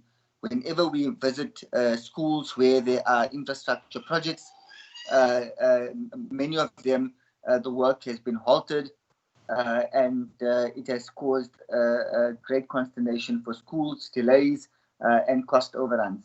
My question to the Department of Public Works, Chair, is can you explain exactly what causes this repetitive issue of non-payment of contractors? Whenever we raise specific issues, Chair, there's always a blame game that is played between the Department of Public Works or whoever the implementing agent happens to be. It's not always the Department of Public Works and the Department of Education. Surely, if one knows the amount of money that is available, you don't embark on projects which are not budgeted for or where the money has not or will not be transferred, and therefore save the money that is spent or wasted, in fact, when there is a suspension or a termination of contract and penalties that have to be paid. Secondly, Chair, can I just ask, does the department have some sort of grading system of the contractors that it uses, where it can retain, its own evaluation of the attitude, behavior, and competence of the contractor, so that we don't use contractors that maybe frivolously walk off sites, charge penalties, or cause delays, etc., or present shoddy work? And if so, is this also shared with other implementing agents of the Department of that build schools or provide infrastructure for the Department of Education? Then, if I can get, Chair, the cost per day, if the department should have some sort of what exactly is the cost per day when there's a suspension that is over and above what would ordinarily cost in terms of the infrastructure, and what is the cost per day in terms of termination when projects come to a standstill. My last one, Chair, is if we can please get other implementing agents. I know that you have invited the Department of Public Works because they do a huge chunk of the infrastructure projects for the department, but there are many other implementing agents that do similarly chunks of infrastructure, like, for example, KUKA and others. If we can have a similar presentation from those implementing agents. Moving on to the Department of Transport and Scholar Transport. My question, Chair, is why couldn't these contracts have been negotiated earlier? Why did we have to wait, or why did the Department of Transport have to wait for the announcement by President Cyril Ramaphosa? We all knew that it was inevitable that at some point there would be the rephasing in of the return to schools. And one could have structured the contracts in a way that it speaks about from when schools and then for a specific period of time from that point. So why are we now in a last-minute situation that we are all scurrying around on because the work in order to engage in these contracts only started after the announcement by President Cyril Ramaphosa.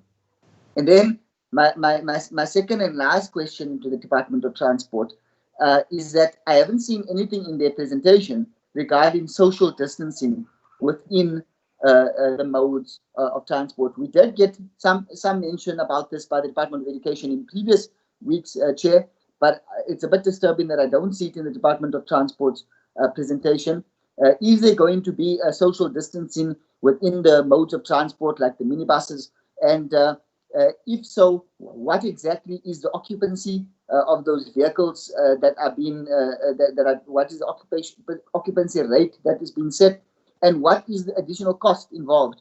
Because obviously, if you are going to apply such a measure of, say, 70% occupancy, whatever it might be, you would need additional vehicles. So I would like to get a briefing in that respect. Moving on to the Department of Education's presentation, Chair, what's worrying is that I asked the SG last week, very straight, SG, when exactly will the PPE arrive for the teachers at the schools? SG said it will arrive before this last Monday, and it has not. Now the SG is saying it will arrive before this coming Monday. And you must forgive me, Chair, that once bitten, twice shy. I am more than skeptical that the PPE will all arrive by Monday. I appreciate that the SG is saying they are working around the clock to get this done, but they were not able to meet their last commitment that they made in last week's meeting.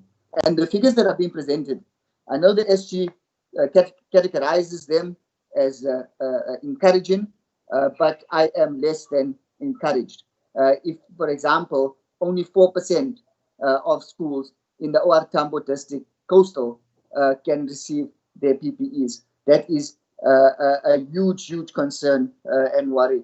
And what I want to ask in this respect, Chair, is a request that the daily figures, this graph of delivery of PPEs, surely I know that the SG had an updated graph that you put on the screen, but we don't have that one.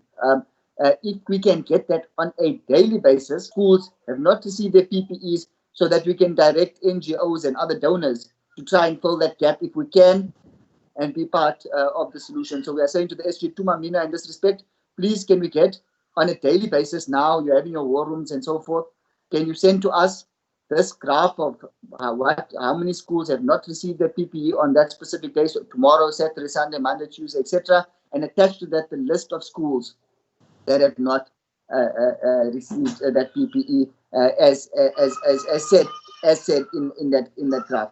Then can I also ask, Chair, that we get the costs of the PPE?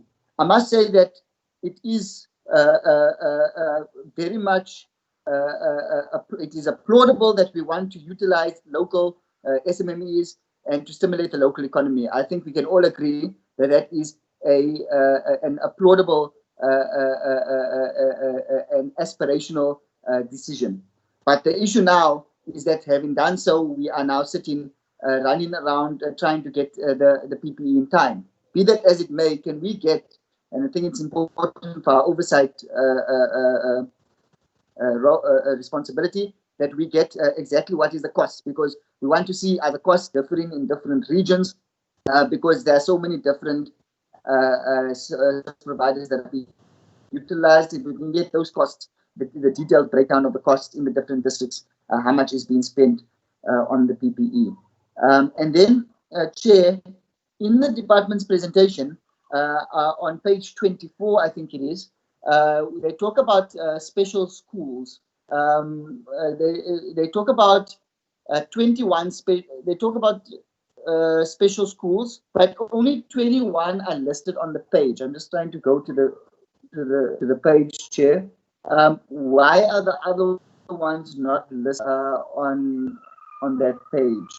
Is my question. So, for example, it says 46 special. No, page 24. it talks about 29 special schools that will reopen on the 1st of June. But when you go to the next page and you count the special schools being listed, there are only 21 special schools that are being listed there. So if that variance can be explained. And then in terms, and this is my last question, Mr. Chair, in terms of the Department of Water and Sanitation, Chair, today's Thursday afternoon, late afternoon, it's already 4:20. Tomorrow's Friday, and we have been told that no tanks have been delivered as yet, and no water has been delivered as yet, and that all of this is going to be delivered before Monday. Now, I'm naturally a skeptic, but even if I wasn't, I'm not sure, Chair. I really don't see how that would be physically possible to get all of the water tanks. If I recall the figure for the water to be put in tanks, it was over 1,900 schools in a 3-day period to be able to get that done. I'm very, very worried. So my question, Chair, is actually more directed at the SG of the Department of Education. If PPE have not arrived by Monday, if water have not arrived by Monday, if water tanks where they need water tanks are not arrived by Monday, is he giving an instruction that those schools do not, is he in touch with those schools that have still not received these items to talk about that possibility? And is he in touch with those specific school governing bodies so that the parents of those specific schools are being consulted?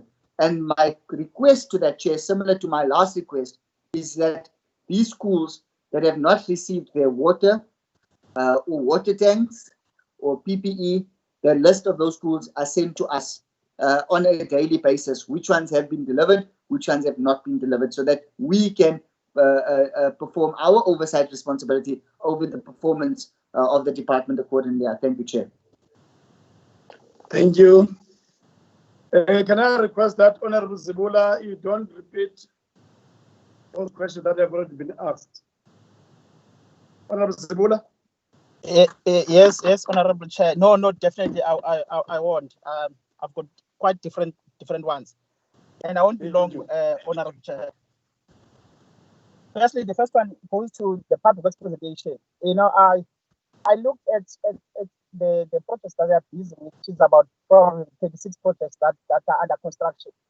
But the challenge that I've got is that I don't understand what is it that they are doing to ensure that they ensure that the classrooms that are not the learners that are without those classrooms have a plan in place. Like, for example, there's only one school that they've made mention of the availability of fabrication.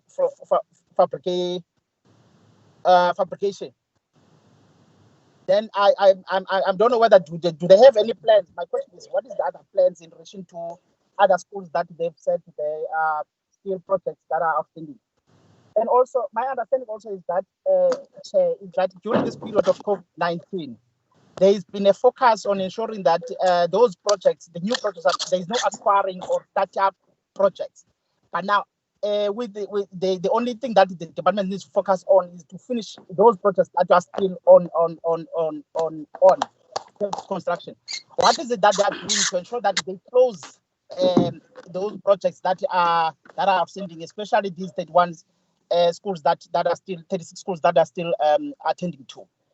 Now, in relation to transport, Chair, I've got a problem when it comes to the report that the department provided names, a list of names without a list of learners without names attached to it. Because we wanted to check whether, because I think the last time we requested the department to ensure that they give us statistics of learners, the grade 12 learners that have been picked up, specifically the grade 12 and grade 7, so that we can ascertain the readiness of the department. But now, if that kind of a challenge came up with the department that they provided list without the names attached to it, therefore it's going to be difficult for them, obviously, to attach the actual routes to them. But my question is very soon. There are about 356 that the Department of Transport is saying there were schools that were not provided with transport before, but they are in the list of that has been submitted by the department. I wanted to check whether what is it now that they've got new schools that were submitted. What is the plan of the Department of Transport in relation to that? And also, is there any way that we can ensure that all grade 12, because now probably the transport that was there before was accommodating also those grades that have not yet opened school. Is there any way that we could have 100% assurance that all grade 12 and grade 7 learners that require transport will be provided transport by Monday? Could we get that guarantee from the department that we maximize the usage of transport, even for those that were not of those grades, that we can only focus on providing transport for the grade 7 and maximize on that one? In relation to the presentation by the SG, I wanted to check, because I think the last time we were informed that the teachers, they've started schooling on the 25. I wanted to check whether, based on that monitoring tool that they said they've got, were all schools or teachers have they reported at schools during this week for preparing for the opening of schools on the 1st of June, and also in relation to the delivery of PPE. I'm a bit concerned when they say there is 4% delivery in the OR camp at this time. I also want to write on that one. Sorry, the one that is by Honorable Kasi. It's a concern that at this stage we still have a region or district with 4% PPE that is submitted, supplied. Was only have 1 day for the opening of schools, and the issue that they are saying it's the SNMEs that a contribution of PPE is a concern by itself, because the SNMEs are stakeholders that should have been involved and engaged before the actual giving the tenders to whoever was delivered. Therefore, the buy-in of stakeholders should have been part of that one. I don't get that the second phase, they will be having more SMEs participating in the process. I think the previous one, the first one, only 30 participated. It's a concern that they, in general, did not involve most people there. The last one is in relation to water also. I just want to put an emphasis that really, if we still have 756 schools without water, and at this stage, at this time, I was hoping that we would be not talking about that high number of schools without water. And that means, in essence, we will have, even if they're saying, because they're saying it's based on the contract between the contract of the Department of Education, but in essence, we just need to accept and admit that the opening of schools on the 1st, there is going to be schools in the Eastern Cape without water. It's a reality that we need to deal with and then accept it. Thank you very much. Thank you, Honorable Zebula. Honorable Porter. Chairperson, good afternoon, and thank you very much once more for this opportunity for us to engage in our oversight functions. Chair, let me first thank the officials for the Inkosi kakhulu, Chairperson. Incedile namhlanje siyasebenza kakhulu namhlanje by committee. I have been working in Eastern Nelson Mandela Bay District, but more specifically looking at GMT, the Central Area Circuit 3. And I think there's plus minus 31 schools in that area. And I just want to also confirm that on one of the presentations, it was said in Nelson Mandela Bay that there's still outstanding PPE deliveries. And in only about 6 schools has received some of these PPEs. Now, that's of the information to my disposal is that one of the suppliers called Arise Consulting has withdrawn or failed to deliver or to execute their distribution plan that they agreed upon by the department.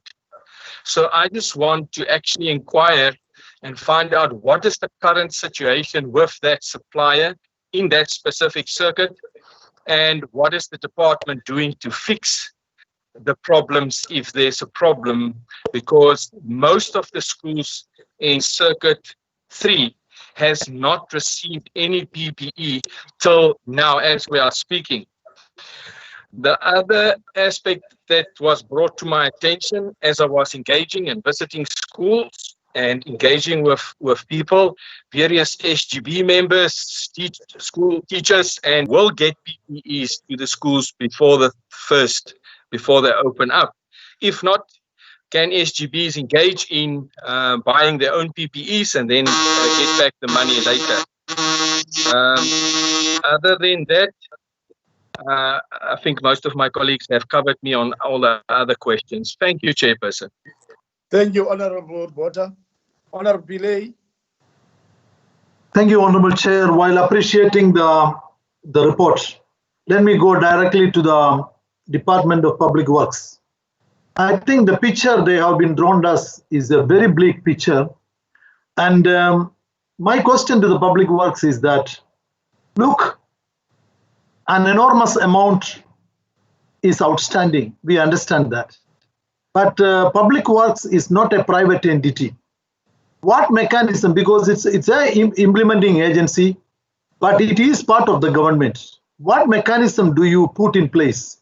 A budget cut is affecting Department of Education or any other department actually be completed in terms of school opening. One of the things is actually the delivery of the tanks. I think one should mention, already this has been mentioned by the honorable members of the PPE, but one should not be surprised. The delay in distribution of the PPE is because of the vastness of this province, the enormity and sensitivity of this particular task. But the question is that, should we rush? The PPEs are not reached. The Department of Education is trying its level best to do that, but because of the challenges, and the challenges explained by the SG presentation, it is delayed. And correctly being alluded that there are certain percentage, it is even less than 20%. So I think one should look, should we rush to a conclusion of opening? In terms of the special schools, the hostels are going to be reopened. Some of the hostels are going to be reopened. Do we have a specific screening arrangement? Because remember that the life within a hostel is completely different from a school life. So do you have arrangements? Also, it was indicated that there is a telehealth call center going to be established. Is this telehealth call center, is it actually going to support in terms of the hostel accommodations, or is it for the whole province? I think it is not clear. In terms of the support-based teams, I think the presentation was talking about 50%. This particular structure is quite important in this COVID period, especially in the schools, special schools, because they play a very crucial role in assisting, because some of the special schools still have the mandatory number of people, the mandatory number of support staff and all that. So I think it becomes very key that school-based support team, how it will be getting used in those schools. Lastly, on cleaning and cleaning issues, I think the Department of Education has provided a detailed picture, but the picture is not telling us that how many schools are outstanding. Because it is important that this outstanding number will determine our outcome which we are thinking that 1st of June can be opened. So I think all these issues which are good footage, definitely one has to understand the challenges the Department of Education is facing. So the question here is that from that challenges, are we ready to reach the outcome date that is 1st of June? Thank you, Chair.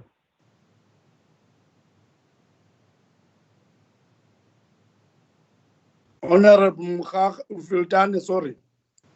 Honorable Fultane Dada. Good afternoon, Honorable Chair and my colleague. Afternoon, Honorable Member.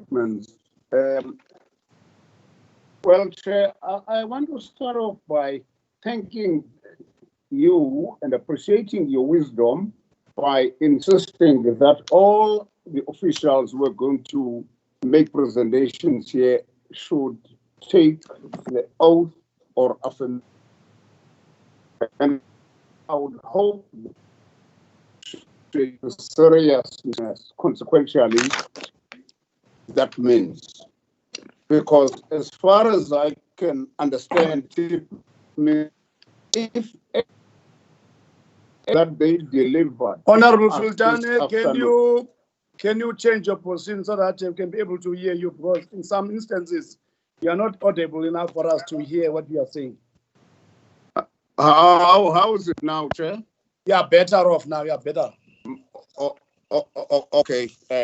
I'm saying, Honorable Chair, I appreciate the wisdom you took today by insisting that all the presenters must take the oath or affirmation.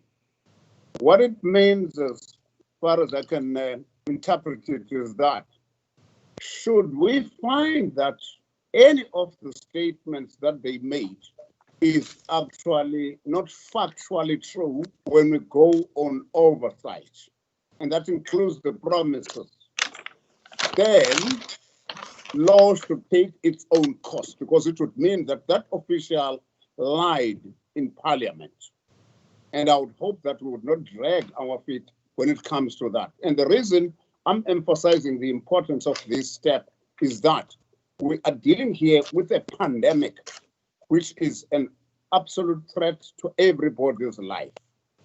My first question then to the department is, can the HOD or the MEC make an undertaking here and today, staff members or scholars to pitch up in schools which are not fully ready for occupation, and you would like to get that specific statement in order to protect the citizens of the Eastern Cape? The second one, Honorable Chair, is that are not ready to be transported. But they don't tell us what's going to happen between now and Monday. And this leaves us, therefore, with the question as to what's going to happen to those scholars. Briefly, I will deal with the Department of Public Works. Very elaborate presentation, but again, they do not tell projects are now ready to be delivered. Finished projects come, they tell us about so many problems. The first, Kasim put the critical question to them. I'm not going to repeat it because I intend wasting nobody's time. What I'd like to know is specifically exactly what makes a plan to these contract suspensions. Have anybody been ever been punished for failing to do effective contracts? People in that department who know how to manage contracts, how to say this contract, even if the bid committee has the contract is not to pull through. Honorable Chair, my session, what would happen to the Honorable Sultane, can you repeat that part, because you could not be audible enough because of the challenge. Can you repeat this one? Honorable, it's a worrying point to find that PPE, so much behind. I just mentioned OR Tambo, who is coastal and inland, 35.4%, and the promise that in the next 3 days this will be done. We would like to get more assurance. Lastly, Honorable Chair, with still so many schools that have got no water. I'm not talking about water tanks. I'm talking about water. Can the department vouch that all these tanks in these schools will not only have been delivered, but will be full of water come Monday morning. I want to get that promise as they speak under oath. Thank you. Thank you, Honorable Fildane. Honorable Mukhaga. Thanks, Honorable Chair. I'll try to avoid repetition. But Chair, many a times politicians are taken for granted by officials. That's many a times. And I'm happy that we have turned the corner and changed the gear of compelling all presenters to take oath as the Commissioner of Oath today in this meeting. Because we mean business now. We either enjoy the glory out of the Department of Education on Monday, or we're all embarrassed as a province by the Department of Education. I'm raising this because we've been grappling to understand what is happening in the health department around this particular issue. I'll give it a benefit of doubt. But this time around, I think this Department of Education must be on top of its story as far as its mandate is concerned. I'll start with Public Works Chair. There's little that I could capture in relation to projects that are related to school opening. That is the 1st of June in their presentation. For me, they were just presenting programs that they were busy with on daily basis. And there's nothing that says this particular school is ready for Monday. This particular school is ready for Monday. And because the interest of this meeting is around that, how ready are we, particularly Public Works, which is the custodian of infrastructure in the province, to tell us clearly that this number of schools are ready for Monday as an addition to the challenge that we're confronted with. I couldn't capture that. Instead, I captured a lot of wastage that is happening in this department out of the penalties that they're incurring on daily basis, and whether through termination or suspension or remedial work. And there's a lot of wastage that is happening in this department. And maybe it's important, Chair, because we're working on the basis of the White Book and as committees of the legislature here. Maybe a proposal would be that maybe there's a need to have a joint meeting with the Portfolio Committee of Public Works so that we get a more elaborated report around the projects they are dealing with out of the Department of Education and the Department of Education, so that we're clearly appraised about the development. For now, it's very difficult for me to relate these projects with the 1st of June. And as far as I'm concerned around this particular issue. And let me pass there to transport. I did pose a question last week to say, must we be worried about scholar transport in the province? I was posing that question to the Department of Education. There was no guarantee given. And I think now that question is more relevant because we're speaking directly to a department that is dealing with this. Must we be worried?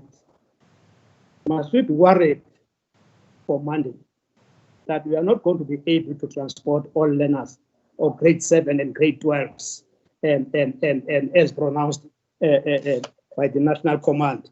Must we be worried around that one so that we get a guarantee here at least in relation to this matter? There are learners who are transported by buggies from some rural areas, either grade 7 or grade 12.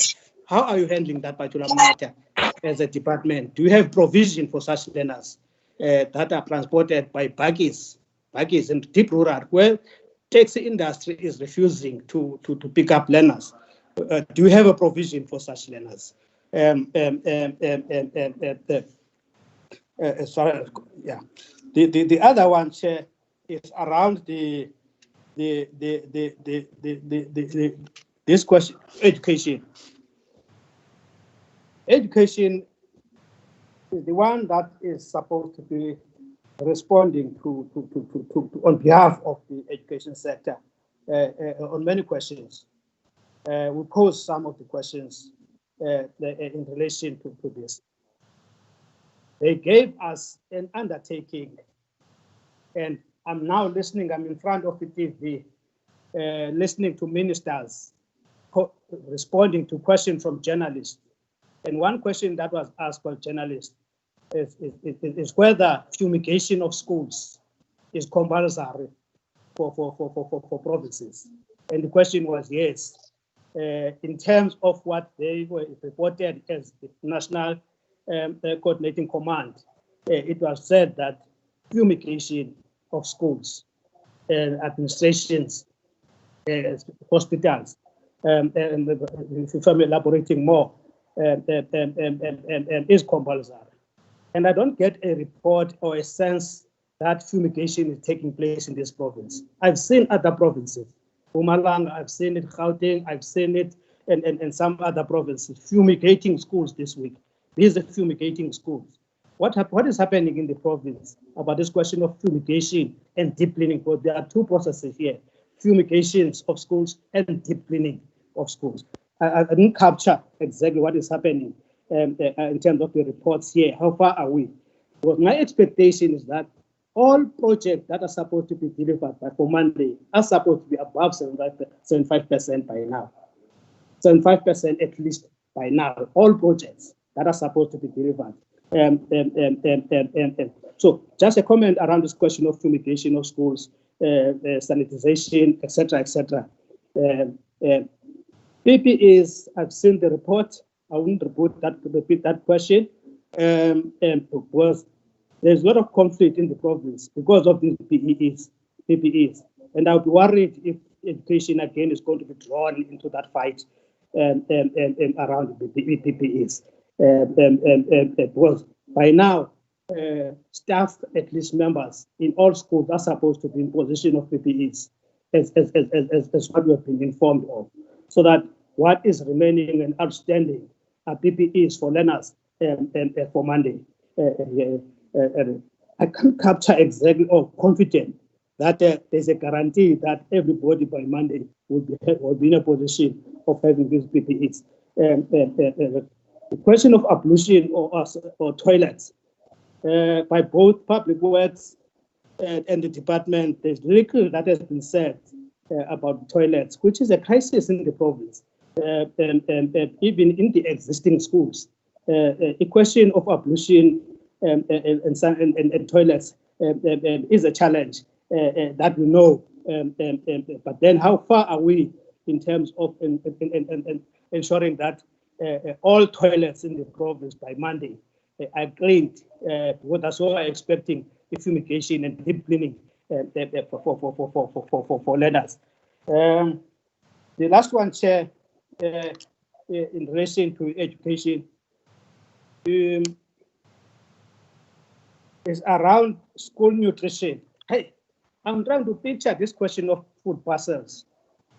How is this thing going to happen? Learners must go to a nearby school that has got no budget to cover these learners. How is it going to be done? There's a difference between theory and practice here. Practically, how this is going to be done? Who collected the stakes for those learners? And how it's going to be managed, the whole issue of a food parcel. And I think that doesn't matter because you know already there's a conflict around food parcels in communities. And once you add fuel to what is already characterizing our communities around the food parcel, that may result in a question of banning schools. People just run havoc in relation to this matter. This is the worry I'm having around this management of a food parcel of the learners who don't belong to those particular schools. The Yes, Chair. Yeah, let me pause there, Chair, so that the frequency of cleaning schools. How frequently are you going to clean schools? Basically, it's an additional question to the question of fumigation and deep cleaning. But how frequently, per week, per month, are you going to clean schools? I'm raising this because just now I'm told that 2 contractors in Yugnik have just withdrew just now. 2 contractors in Yugnik have just withdrawn from Dulula Primary School, Ilinge Primary Schools, and Limekaya High. A contractor that was supposed to be delivering sanitizers and food just withdrawn. And I know that it's a matter that's going to be dealt with. But let's appreciate also, Chair, the positive now. The model of the MEC and the Department of Education of decentralizing this and open space for more SMMEs to benefit out of the project, particularly our rent circulating in the province. That must be appreciated. It's a model that must be adopted by all other departments. It's a politically informed model so that there's no concentration of contracts to few SMMEs in the province, and open up the space, and so at least you broaden your base in terms of benefiting the SMMEs in the province. I think I must appreciate that one, and I think it's the one that must continue when it comes to decentralization of the projects of this nature. Thanks, Chair. Thank you, honorable members. Just a few questions from me. I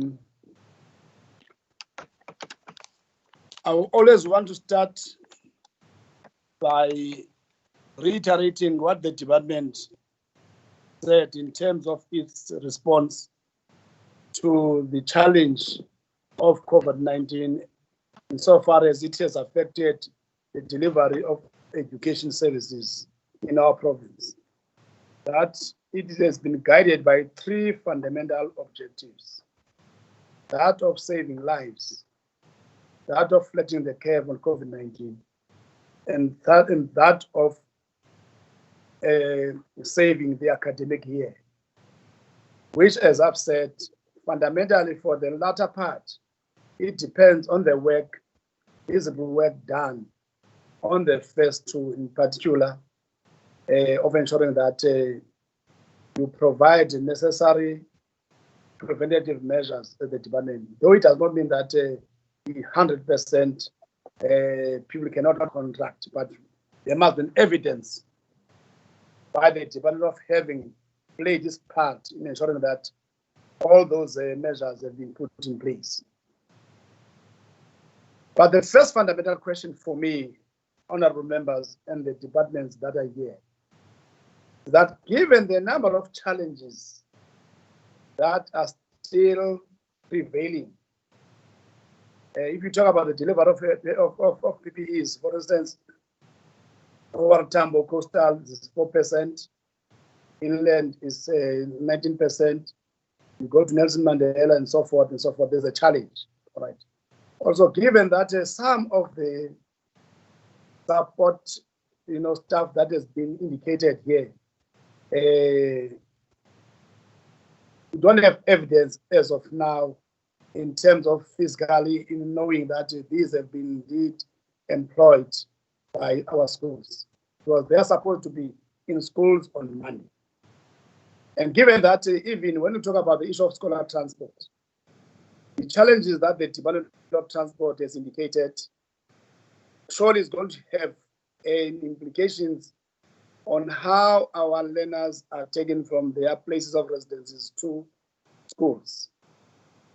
Because one of the challenges that we have identified, there's no provision that has been identified of masks and sanitizers to those taxis or buses or minibuses. Given all those myriad, the department believe that indeed by Monday, the majority of schools in our province will be open.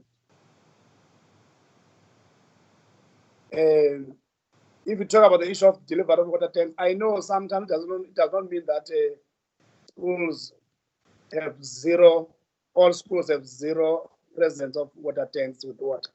They may have tanks, but with no water. Even all of this, realistically, can the department say that it is ready to ensure that all schools get opened? Or what percentage is it having in mind, given all of these challenges that have been presented here?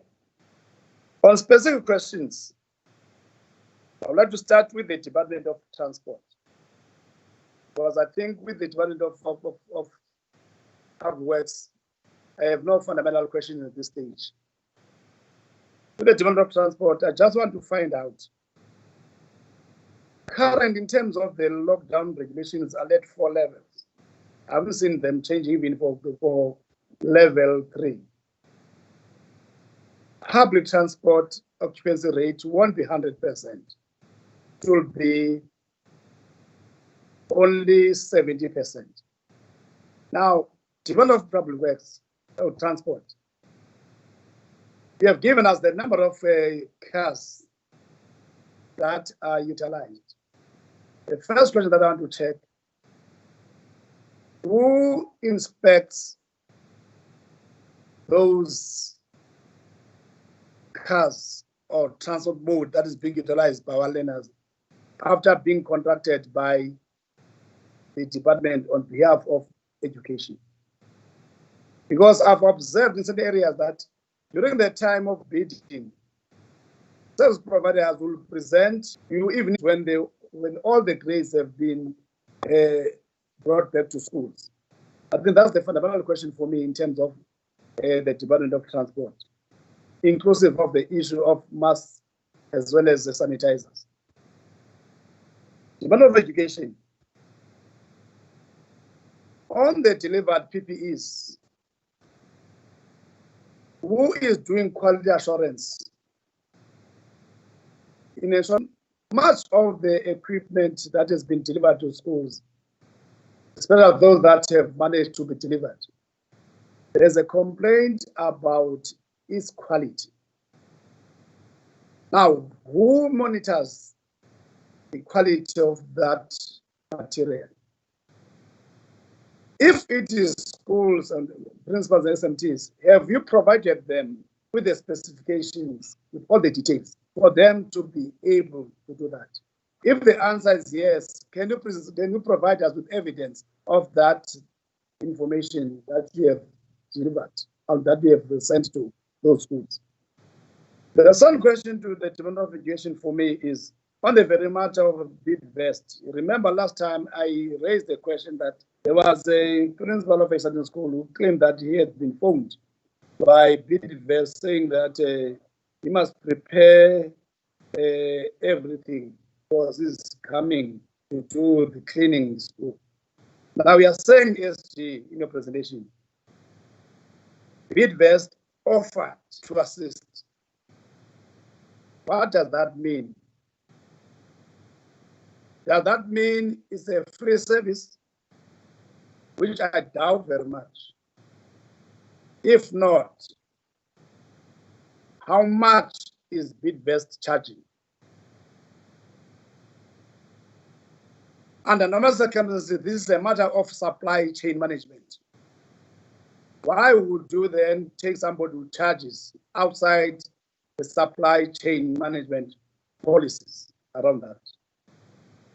The third question to the Department of Education for me is in our earlier 2 meetings, you had issued up some tenders wherein about 14,000 respondents for service providers responded. Of those 14,000, 13,233 met the deadline, and 780 did not meet the deadline, therefore they are disqualified. Now, what is the difference? What was that contract all about? Was it about decontamination and fumigation of schools and other departmental buildings? Or was it about deep cleaning of schools and buildings, so that we clear this confusion of under in terms of the presentation that you made. You said this is for decontamination and fumigation of schools and buildings. So want you to clarify that one for us. Again, Department of Education, on the issue of the provisioning of water tanks to schools. In the Eastern Cape, we have Amatola Water Board, which is the water servicing, entity. What is the wisdom of when you talk about these tanks? Why did you utilize a Rand Water Board, which is a Gauteng-based kind of an entity, rather than utilizing our own provincial entity?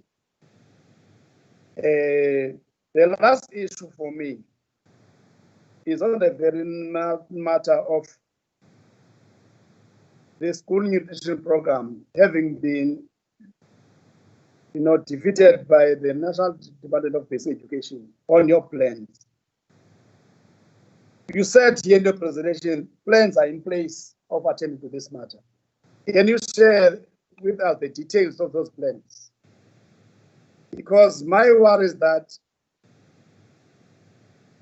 where are you going to get the personnel and the mode of taking food to those learners? Because earlier on, if you recall, you said your plan was that in terms of the scenarios, this scenario that you are going to give these learners some food for the whole month.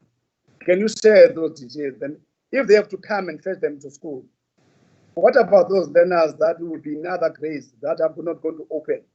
When they come to school, are you going to prepare some masks for them and everything when they come to collect?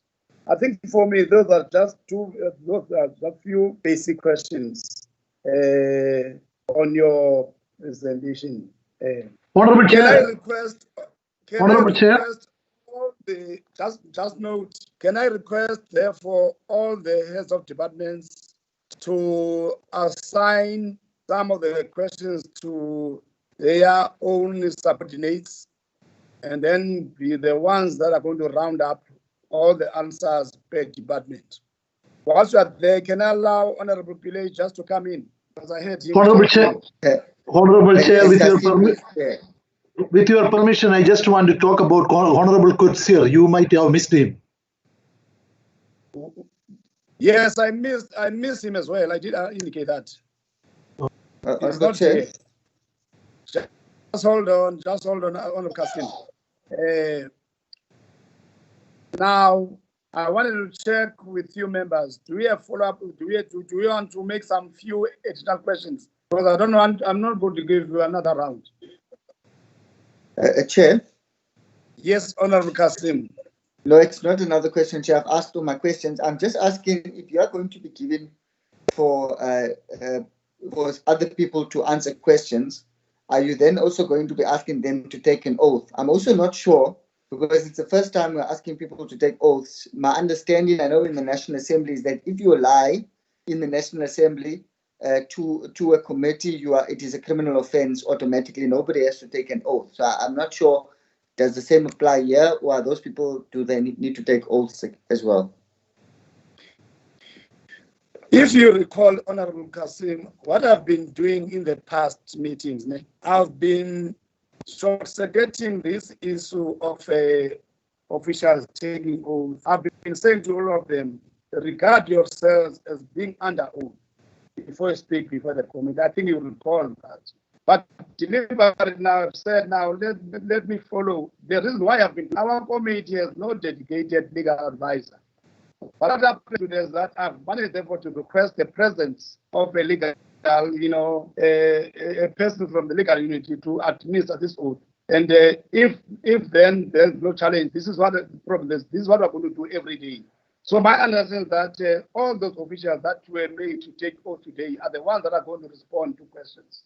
Don't expect anybody else other than those that have taken oath here. Are we together there, Honorable Kasim? Yes, Chair, that's fine. I didn't catch a lot of what you have said, but I caught the last part.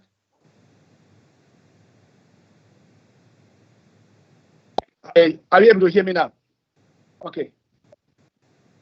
Can we start with the Department of Public Works and Infrastructure, followed by Department of Transport, and the last one is the Umakulu Basi, the Department of Education. Mr. Manda, are you still connected? Yes, Chairperson. Yes, Chairperson. I'm going to allow you, Mr. Manda, to be the first one to indicate if you refer some questions to Mr. Nkwenja, and then you wrap up all the questions. No, Chair, I don't intend referring any question to Mr. Nkwenja. We've looked at all the questions. Thank you. Chair, you see, as I've said and I've added that in the slides, what I said as I was precasing the presentation by Mr. Nkwenja, that what we have agreed upon, that's provincial treasury, education, and public works, is one to first accept that there is a problem in the infrastructure in education delivery, in the delivery of infrastructure in education. But however, we have as well taken bold steps as the 3 HODs coordinated by the DG to say we must get our technical teams to sit down and go into detail to say, what are the problems in planning? What are the problems in budgeting? What are the problems in delivery? So that we may come up as the 3 HODs plus DG, come up with a turnaround plan into saying, how do we then resolve these issues? Now, because unless we do that, we will have different interpretations as education and as public works, and one seeking to blame the other. So we have agreed, SG, education, myself, and provincial treasurer, that let us undertake that route and take that journey collectively and seek to solve the problem. That is it. So I'm a bit hamstrung as public works to then preempt that process, Chairperson, and give answers as to, for instance, the questions by Honorable Kasim, what causes, and the other subsequent questions as to, because the other question as to what then is the cause of terminations. That is exactly the work that this technical team from the 3 departments will be looking at. So it may be incorrect of me and rather putting the cart before the horses to then give answers to these questions without this technical team having analyzed these in depth. So I just wish Chairperson to submit as such to the committee and beg that the committee gives us indulgence to look at this matter in depth and have a thorough turnaround plan into resolving this problem. I thank you, Chair. Thank you, Mr. Manda. I think it's fair, in my view. It's fair. But of course, when we will indicate our attitude. Just before I failed to note that Honorable wanted to speak, and I just want to allow him to take the platform and ask his question.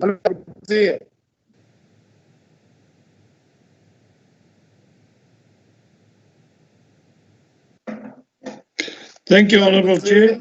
Thank you, Honorable Chair. Good afternoon to you, or good evening. Also to our honorable colleagues and the officials. I'm not going to ask questions because questions at this point in time was not going to make things right or the schools ready for opening on Monday. Listening to all that still have to be done from now until Monday morning, there's no chance, excuse my language, in hell that the department will be in the position to open schools. Luckily, if 10% can be open. If we want to cause chaos amongst learners and their parents, we must continue to open the schools on Monday. We must consider it seriously to postpone it for at least another week, if not 2 weeks. But at this point in time, taking into account the water tanks, the transports, the food, everything, answers is not going to make the schools be ready for Monday. That's all I want to say, Honourable Chair. My proposal is to postpone the opening of schools on Monday. Thank you. Thank you for your view, Honourable Mr. Mafani, Department of Transport, HOD. Thank you very much, Chairperson. Let me delegate, Chair, to Ms. Somjala, and I'll then maybe come in on policy-related matters to respond. Okay, thank you, Chairperson. Thanks, HOD. I'll start first with the question the one was saying about the negotiations on. Chairperson? Can you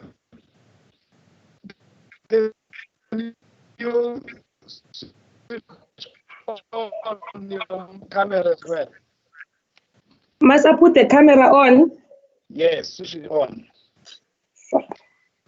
Okay, thank you, Chairperson. Thank you. Okay, thank you, Chairperson. Yeah, see you now. Let me start with the question, the one for the negotiations, and why are we awarding now? We started awarding, honorable members, in March, but we didn't finish up because of the COVID, because of the lockdown. Then after that, we waited for the announcement from the Honorable President, and then the Honorable Minister of Education said, it's only grade 7 and grade 12 that must go to school. And because of the data that we are working on, there are no names, it's only numbers. It's been years without names, and there are no grades. So we cannot allocate, we cannot continue as Department of Transport to allocate without those names and grades. So we waited for Department of Education to give us the names of the learners and the grades of the learners that are supposed to be ferried on the 1st of June. That's why we are contracting now. We are still contracting now. We are not finished contracting now. That's one. Two, coming to the issue of the social distance on our vehicles, there are regulations that have been passed during the COVID, during the lockdown process, the new regulations for the carrying capacity. We will be using those regulations as the Department of Transport on allocating the learners. For example, a 15-seater capacity is allowed to carry a maximum number of 10 learners. So we will allocate that 10 learners for that capacity. And a maximum bus of 22-seater must carry 15 learners. That's what we are doing as Scholar Transport. We are using the current regulations that has been developed during the COVID period. Coming to the other question, there was a question of schools without information, especially in Chris and Amateur. The honorable member is correct. We are battling to get the information from the Department of Education, especially the names of learners and the routes, because now what they are giving us, it's supposed to have the name of the school, the route, the pickup point, the name of the learner, and the grade of the learner. But some other schools does not have that information. That's why that's why we are sitting with them on a daily basis so that they can update the information and give it to us. But up until today, there are schools that does not have names and routes and pickup points. There was a question from Honorable Mkhaga, the one that was requesting us to, he was saying, must the members be worried for Monday? I'll say yes. Everybody must be worried.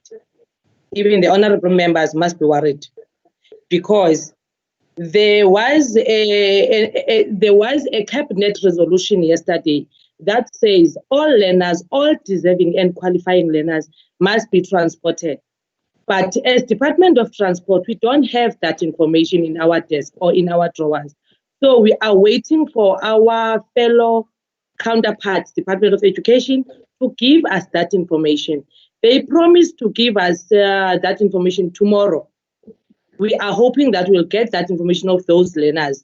But now on the information we are using, we don't have the new schools that were not fairly part deserving, that were not qualifying part deserving, because we were not fairing those learners because of the budget constraints. As the honorable members know that the budget is not enough to fair all the learners.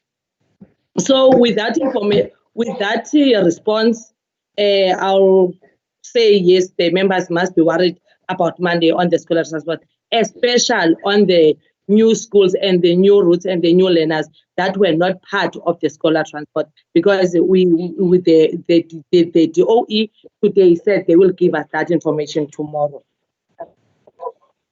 Secondly, and then the other issue, honorable members, that the committee must be worried about is the issue of the learners that on the road. You will find that it's only one learner or two learners on the road that must be transported. And the kilometer of a road maybe is 100 kilometers or 70 or 150 kilometers. And we cannot transport those learners as Department of Transport. So we requested the Department of Education to assist that on that one. And then they promised us, and then they advised us that no, they will make a plan for those learners.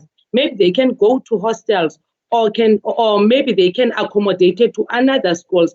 Then we can ferry them after the other grades are back on school. But for now, we are. So these are the processes that the DOE will assist us on the names of the routes and on the non-availability of learner names on our data and the new schools and the learners that are like the learners, the lesser number of learners on the routes that are supposed to be taken to hostels. I'm not sure, HOD, if there is anything that didn't respond to. I'll ask you, HOD, to assist me on that one, or Chairperson to remind me of that question. But at least the one for the social. Or secondly, Chairperson, was the issue of the monitoring and inspection of vehicles. I'm sorry about that one. Our vehicles, as per the policy of scholar transport, we inspect our vehicles quarterly. Each and every quarter, we inspect the vehicles through the traffic department. On the roads and on the schools, there are monitors, EPWP monitors, that are contracted to monitor these vehicles on a daily basis on schools to see if the vehicle is transporting learners or if the vehicle is ferrying learners in a correct way. Let me say that. Then for the COVID, for this period of the coronavirus, we've decided to use the household contractors. Remember now, not all the EPWP workers are working. So we will be using our household contractors to assist us in the routes in the morning when the learners are about to board the vehicle. There will be a household contractor from the EPWP who will be looking on the learners that they have masks, they have sanitized, the vehicle is clean and it has been cleaned, the driver is having a mask. So we are working with the OE on that one, because the OE will provide the mask for learners. Ours is to provide a mask for the driver, to clean the vehicle, to sanitize the vehicle, to provide a sanitizer for the learners. And then on the school also, there will be an EPWP monitor who will be recording these learners so that the teachers or the Department of Education can start their process of screening and doing the other things. Ours is to just drop them and register them on our register and give the learners to the Department of Education. Thanks, Chairperson. HOD, you will assist if there is anything. Thanks, Chairperson.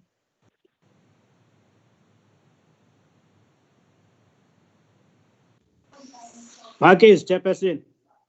What about the Bakkies? Okay, thanks, Chairperson. Honorable member, we don't contract Bakkies as scholar transport, so we don't use Bakkies. Most of the time, the Bakkies are the special contracts contracted by the parents or the community. But we don't have bakkies on scholar transport. We don't use bakkies. We only use minibuses, and big buses. There are no bakkies on scholar transport, Chairperson. So I am unable to respond on that one.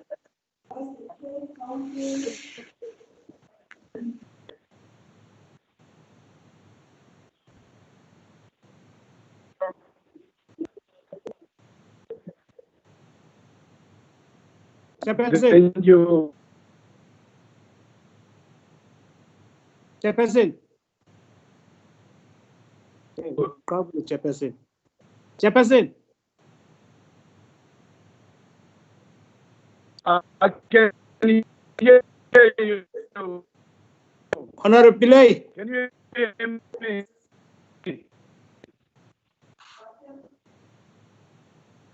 Chairperson. Honorable Sibula.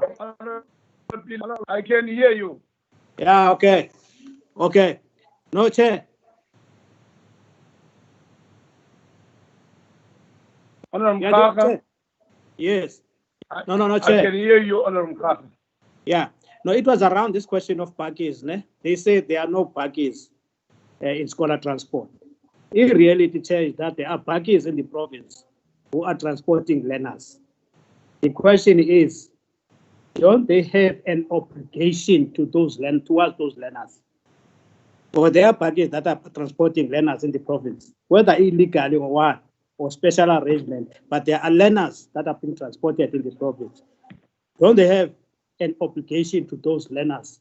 And as far as that was the question, Chair. Maybe HOD may cover that point.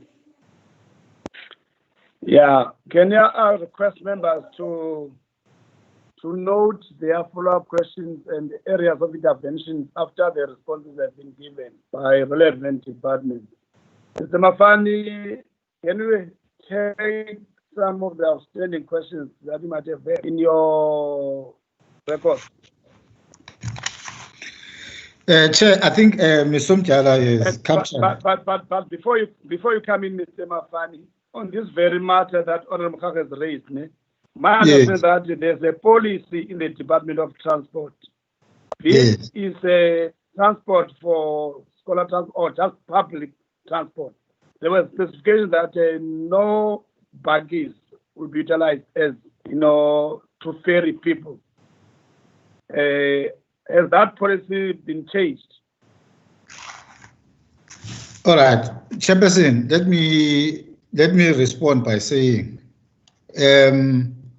the policy on scholar transport allows for the Department of Education to identify learners that would be staying 5 kilometers or far from the school to be transported via the scholar transport system.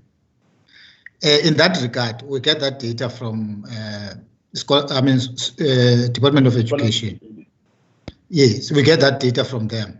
So we then know how many learners must be transported from that angle. Now, what happens is that there may be a decision that is taken by a parent to send that parent's child to a different school other than a school that is provided for by the Department of Education, which is nearby. And in that case, it is then the choice of that parent to actually send that child to that particular school. And that parent then organizes a mode of transport to that school. In the negotiations between us and the Department of Education, Chair, we've agreed that there should be communication from the Department of Education advising parents on such modes of transport to say, this is what we offer as a department, this is what we cannot offer, and this is what is a danger if you then use these particular modes of transport. The reality is that from our side, Chair, you are correct. From a law point of view, there is no bakkie that is supposed to transport learners from a law point of view. So it would mean that from our side, we then intervene in terms of traffic infringements or anything that we feel that is against the law with regards to that. The reality that Honorable Mkhaka is raising is that in rural areas, this is really a norm, if we were to put it that way. that learners are ferried in that particular aspect. I think that there needs to be a follow-up discussion, Chair, between us as departments to see how do we ensure that we communicate properly to those who are affected by such arrangements. Otherwise, what we were saying, Chair, and what my colleague was saying is that there's a decision to take through all grade 12 and grade 7 learners that are deserving. You must remember, Chair, we are now looking, when you look at the budgets, we're saying, well, you may have a saving from the months that the children have not been to school. So in that regard, you may be able to carry those. Where you have a shortage of that, we have then had an agreement. In fact, we directed that the 3 departments, which is education, transport, as well as treasury, look into the matter where there are challenges in terms of funding. But from where we are seated, Chair, we are saying with a staggered approach of introducing learners to schools, it means that your cash flow may be able to take what the difference is. And if you look at the numbers, Chair, we're only talking about 10% of the actual total of the learners that we normally ferry on a yearly basis. So from where we are seated, we think that we will be able to then, if we get that detail in terms of how many learners are not covered for, can we accommodate them in our contracts? I do say, Chair, that we should be able to then make a plan to cater for those learners.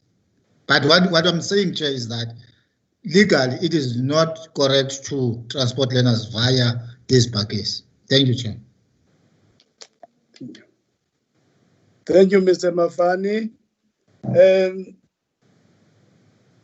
Mr. Kotjana and your team.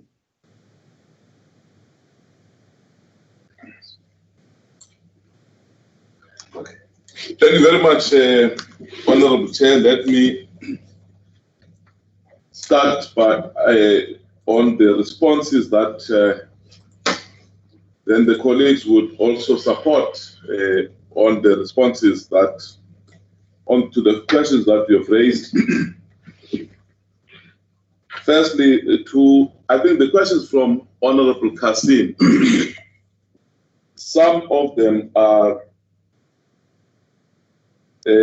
questions for us to provide data based on the collection of the information timeously that we need to provide to them that data, as well as the cost of the PPEs, noting that there are different providers in that regard. Certainly, we will provide you with the constant data to the committee on how we are progressing in the delivery of PPEs. You will notice that, as I said, that the different SMMEs, they've got a different strengths.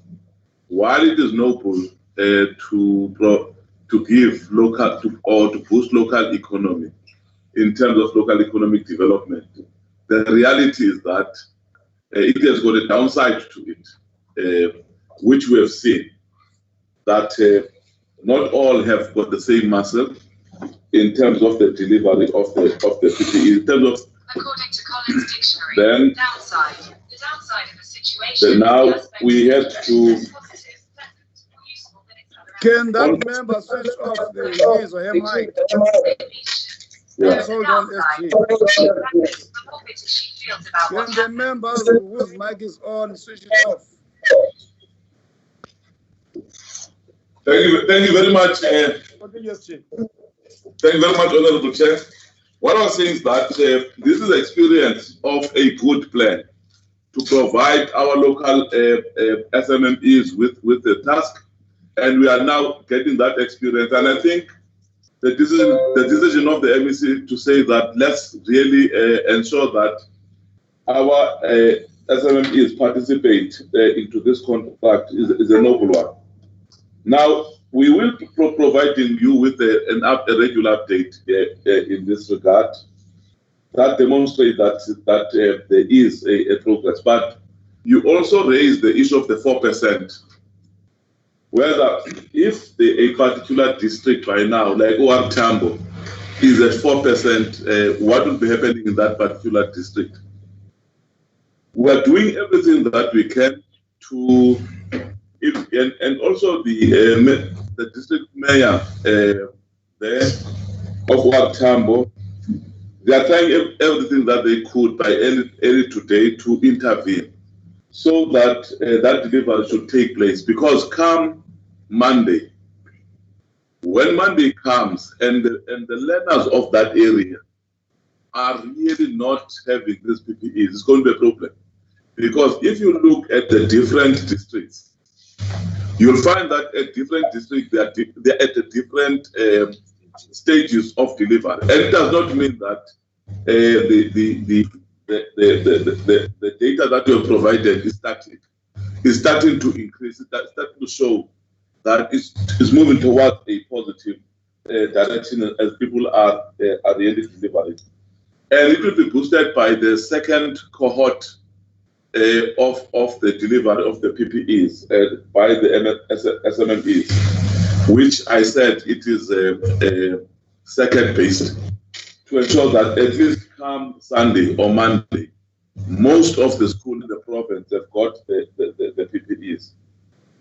So the two things that you raised will be provided from time to time. And your last question was about our communication with the parents of schools, or the information, or especially on the schools that did not receive the PPEs. Will we be able to provide you the list of those schools that have not provided, we have provided the PPEs? I'm sure that by Monday or Tuesday, we can be comfortable saying, here is the list. Because now that we're still delivering, it is difficult for me to say, here is the list of the schools, because we are still in the process of delivering, right? But there comes a time that we will say that here is a list, so that we can be able to see, as you have indicated, how can we mobilize resources to support those schools where there is no delivery. The other questions are from Honorable Potter. On a provider, I think it's Arise which failed to deliver the PPEs in Nelson Mandela. I can tell you already that Arise contract was cancelled. It was replaced by Umtawelanga, and as we speak, they've already started delivering already. Because it's not that we simply cancel. We try to encourage the SMME, but in this instance, we had to cancel and replace by Mtawelanga to deliver those PPEs. You Honorable Potter raised the question around the role of the SGPs in terms of the PPEs that have not been delivered. As I've indicated, that we are in the process of delivery. And I said in terms of the monitoring, the entire community. Oh. Can we see your face?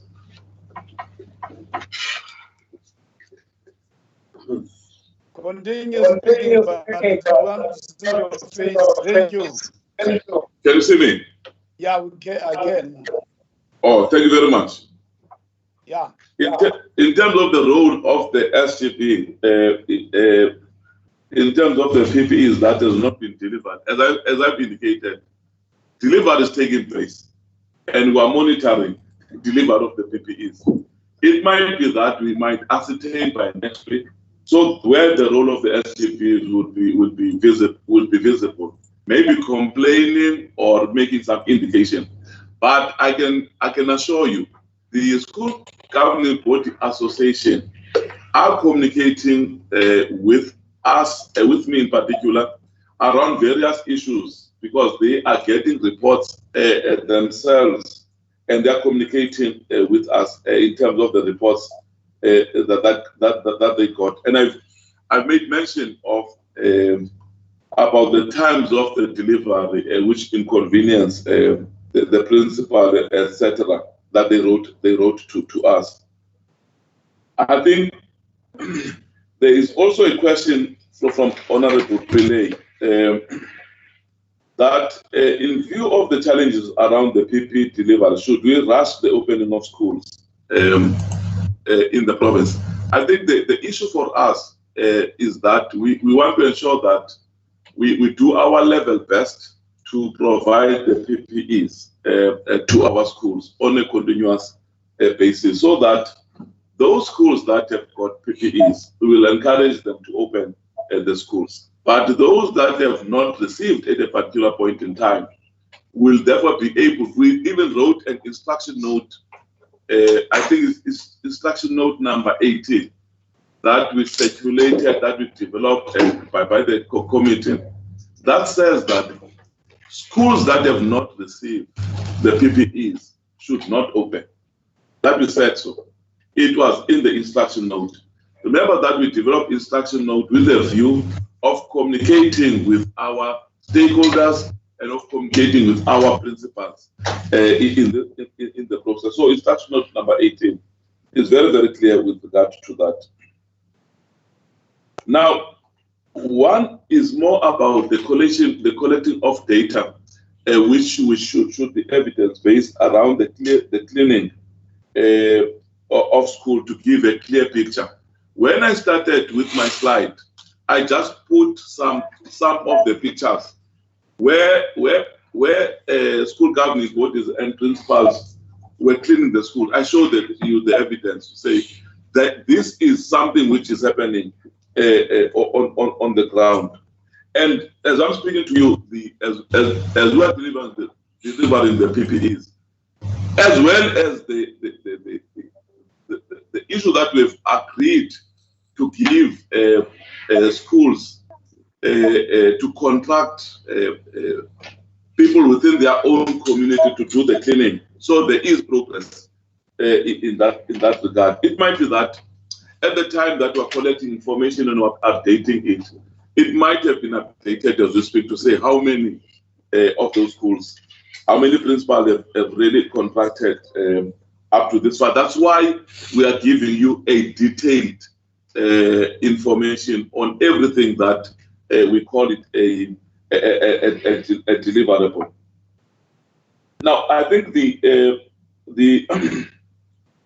Honorable Fildan, you raised an issue that we will not be able to open all schools. Maybe some schools will be open. Is that not creating a discrepancy? The reality is, I've indicated that we did everything that we can in terms of providing our schools with funds for normal standards, so that they can use those funds in terms of the provisioning of water. Those that we were prioritizing are those that did not have, even anything with them. That's why we said, let's partner with the TPE, with the Department of Water and Sanitation in this regard. So the reality is, we might on Monday, not all schools will be opened, and I know that Honourable Chair raised the issue as to what percentage are we saying will be opened by Monday. But I'll come to his questions. It is true that what Honourable Mkaka is speaking about around the methodology that we used as a Eastern Cape Department of Education on the frequency of cleaning of the schools. Now, if you were to take a company that must go and fumigate the school, it will not be regular. Certainly, they will fumigate and leave. But if you want a continuous cleaning and disinfection of the school, disinfection of a school means you use a disinfectant to clean the environment. Because even if you use a machine, a spray, but the issue is what is inside the spray? What is that type of a liquid? This is the one that we are providing to our schools. So that we decided to say, let's rather create employment for people to go and do the cleaning of our schools. And the pictures that you see there, that's how detailed and deep that cleaning is happening in our schools, using the human resource capital that must be recruited by schools. You see, you also raised a very critical issue and a comparison between Gauteng and Mpumalanga around the fumigation of schools. And I must indicate very clearly that we get guidelines from national. We get guidelines. If national says, they said that based on the Department of Health, it informed them, because we raised this question even ourselves at the level of provinces, should we fumigate or not? And the DPE informed us, and it was really, reiterated even by the minister, that you can't where there was no incident. Remember that schools were closed for a long period of time. And we know that the virus on a particular surface does not live for a particular period of time. Now, we need to find a formula of ensuring that we have a procurement process for companies that would, at a particular given point in time, to go and fumigate a school where there is an incident. But you still need to have people like SSTs, school support teams, to be there to regularly clean the school. I'm going to make an example here. We've got a school already in Port Elizabeth that was reported to us where a colleague is said to have tested positive. I won't mention the name of the school now here, because even myself, I don't want to deal with the issue around stigmatization or people to talk. I don't want that. There's the name of the school that was communicated to us. We are going to do everything that we can, because we've got now service providers that must fumigate that school, but at the same time, continue having people who are going to clean regularly for a period of 3 months to support the schools. While schools, our commitment as a department for a period of 3 months, let's support our schools. Yes, you mentioned Gauteng and Mpumalanga, and I'm not sure, because it means there is no uniformity in the country in terms of what is supposed to be done. It means there's no uniformity. And if you say that in Gauteng and Mpumalanga they are fumigating all schools, it's something that I need to investigate. But when you report nationally, we've got only one set of a reporting template that we use. Let me come back to Honorable Mkaka. Not Honorable Mkaka, sorry, my apologies. Honorable Chair, you are correct about the three objectives that you started with around saving lives, saving the academic year. That is why, as a department, we emphasize the support to ensure that we provide these masks to our learners and vices to our teachers, and give all of them these sanitizers, etc. Because we know now the virus is about that where it is located and what happens in terms of the spread of the virus. That's why we needed at all time to have people that are going to support.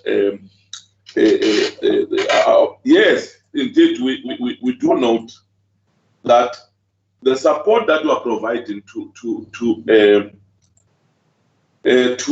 our schools is quite a huge and I think it's quite huge and necessary in this regard. Yes, the number of challenges on the delivery of the PPE is something that we are really dealing with, but we can't simply stop because there are challenges. We must try our level best to ensure that we resolve those challenges on a continuous basis, supported well, of course, by community leaders. That's why I said when I in my opening remarks, the district mayors and leaders in the communities are really stepping up to support us in this regard. We will provide you with evidence about the contracting of the SST, because when you collected data, I think colleagues at the level of the district were still calling principals to factor in this component of how many SST have we recruited, because we needed to have an evidence-based approach in this regard. Now, who is doing quality assurance of the on the specification? We released an instruction note. I'm not sure what is the number, but because I can recall an instruction note to our schools that indicate 18. It is instruction note number 18, which indicate precisely what are those items. And we said to principals of schools, that's why then they must only sign if those are the things that are there, that are delivered to the school. So it's something that guides us and guides them to say, this is the product by name that is supposed to be coming to my school. And upon doing that, there is a form that the principal confirms that we have received these PPEs. And a principal has got the right to not to sign the form if in his way of looking at things it's about the quality, because these things are in water they're bottled. So I'm not sure about the quality, but I'm just indicating this is what they need to get and at what quantity. Let me come to your question about Bidvest, and I want to emphasize it again. We have not contracted Bidvest, and this department would not pay even a single cent to Bidvest,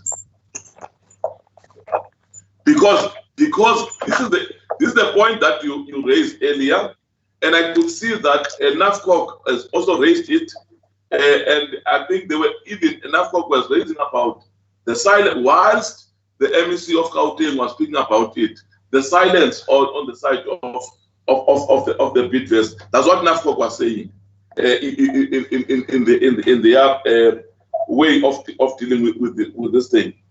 In the province, they said they want to help only.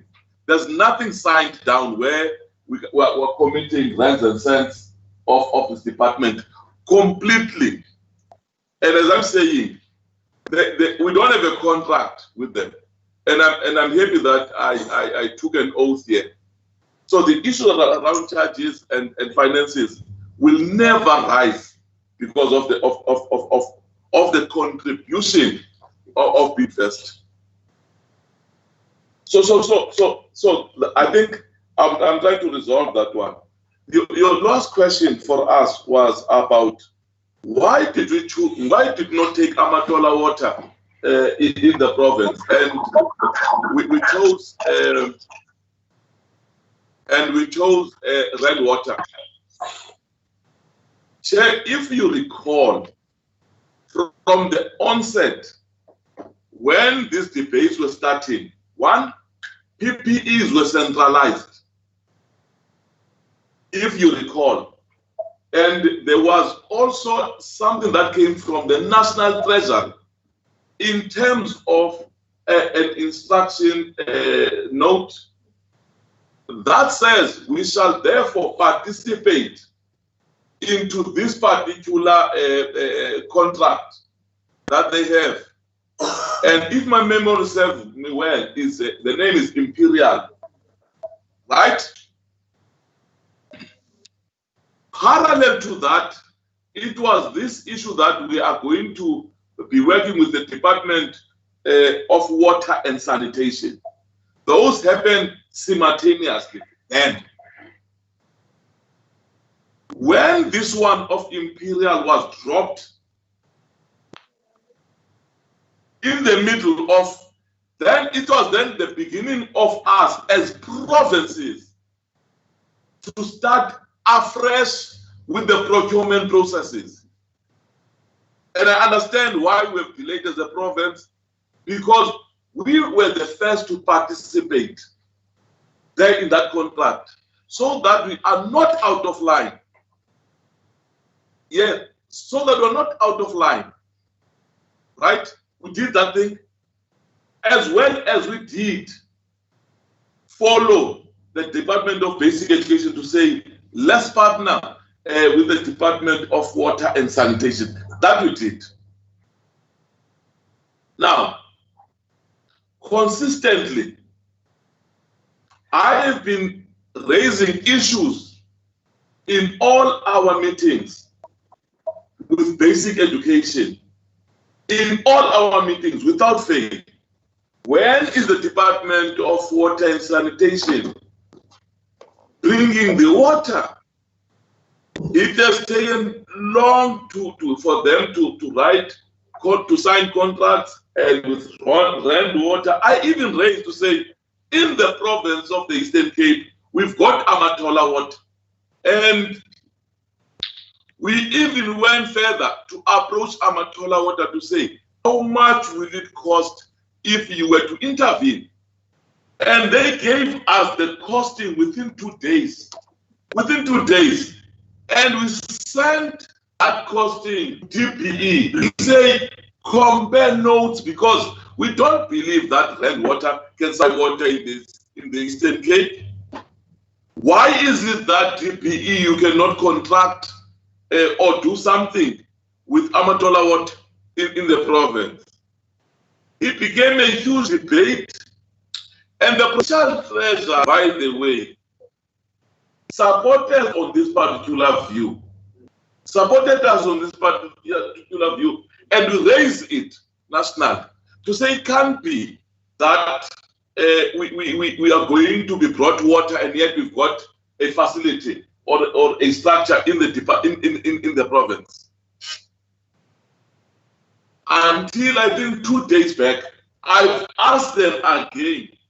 I say, you are putting us as a department, as the Eastern Cape Department, in hot waters, because you are not responding up until yesterday.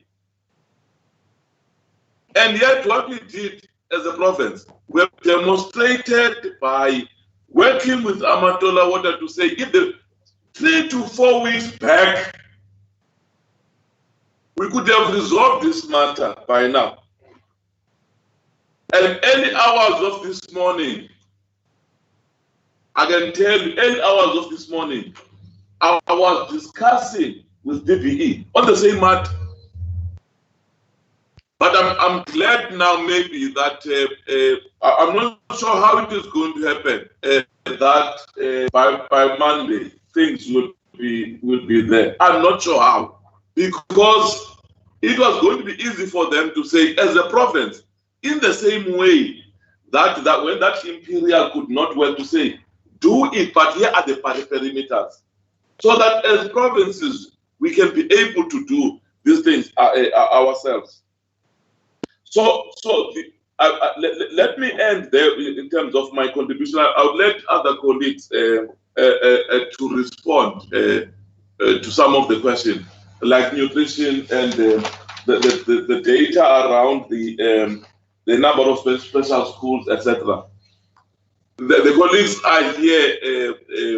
Ms. Fuchane wants to come in, and followed by Ms. Msindwana, as well as Mr. Pefole, if there's anything. Thank you very much. Yeah. Yes, yes, Thank you very much, Honorable Chair.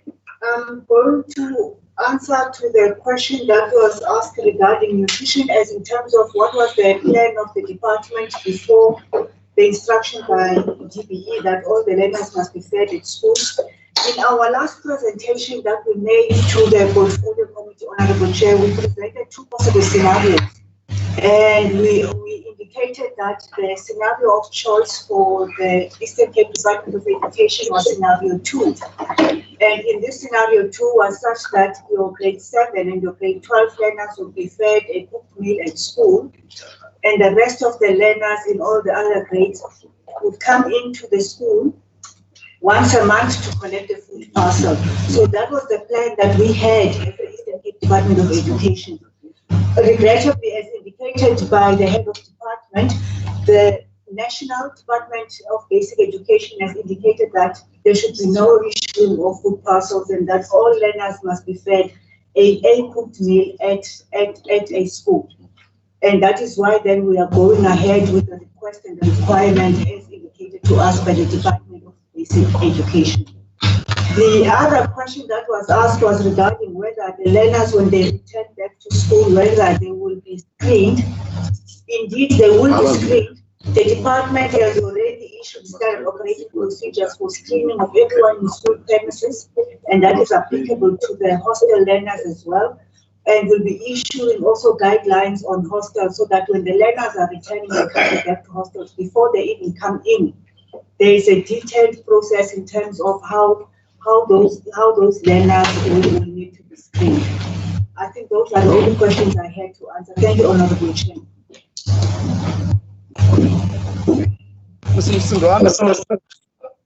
Thank you, Honorable Chair. Apology for the typo on the number of learners. The table provides for the correct number, which is 21 schools and 12 hostels. So therefore, it is a correction, not 29, but 21 special schools and 12 hostels. And we have provided the correct version to Ms. Daniels. Thank you. Okay. Regarding the special school hostels, in the guideline or the standard operating procedure, we provide guidance on how hostels must be managed. And it is in compliance similar to that of transport, in that if the accommodation houses a particular number of learners, only a limited number, that is half of the number of learners within the dormitory, may reside there.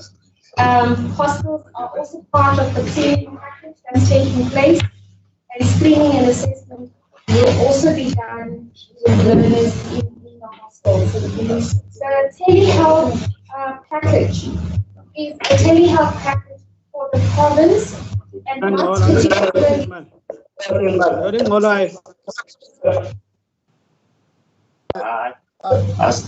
Noting that the meeting on Rumkhaga. Yeah. No, okay, continue, Mama Msindwana. Okay. The telehealth project is a project for the province, which will be provided for by the existing support structures that we have.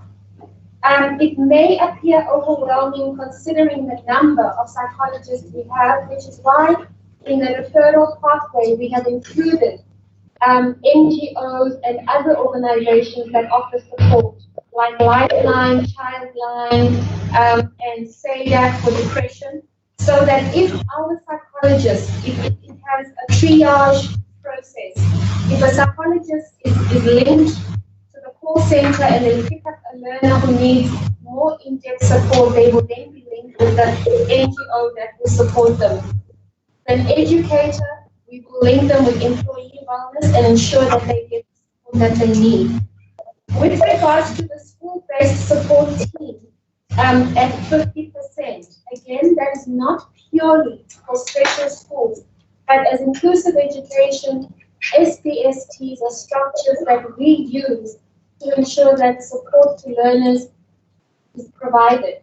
And the indication of it being at 50% is currently for all the public ordinary schools that we have. However, we have strengthened this by indicating two districts and in the process of preparing for COVID to ensure that each school's SDS team is part of the OHS team and is part of the COVID-19 structure so that it is strengthened and supports learners at schools. Thank you. SG. Honorable Chair. Maybe your IT guys must find a way of attending to this challenge. We've been experiencing this. It has become worse when Ms. Sindwanda was responding to some of the questions. That might result in some of her responses not being heard because of that noise. So we must find a way of attending to that. Members, are there any follow-up questions? Chair. Or is there an outstanding question that has not been responded to? Can I get those members who want to ask questions, follow-up questions? Yes, Chair. Honorable Kasim, who else? Mkhacha. Who else? Mkhacha. Yes, I've noted Honorable Mkhacha. Who else? Only those two members. Honorable Kasim. Thank you very much, Chair. Chair, I am not satisfied with the answer that we are getting from the official from the Department of Public Works. Basically, what he's saying is that he cannot answer about the issues around non-payment and so forth, because they need some technical team that will answer that question. And what is really unacceptable about the answer, Chair, is that this issue of non-payment causing contractors to walk off site and for a standstill on projects is not something that came about yesterday. This issue has been going on for years and years, meaning for all of these years, we've got officials in departments that are just looking at each other and continuing to fail the people of this province. I think that is embarrassing. I think it is shameful. I'm not satisfied with that answer, Chair. And I would like to knock that to you, Chair, as to how do we proceed in this respect, because I don't believe that is appropriate.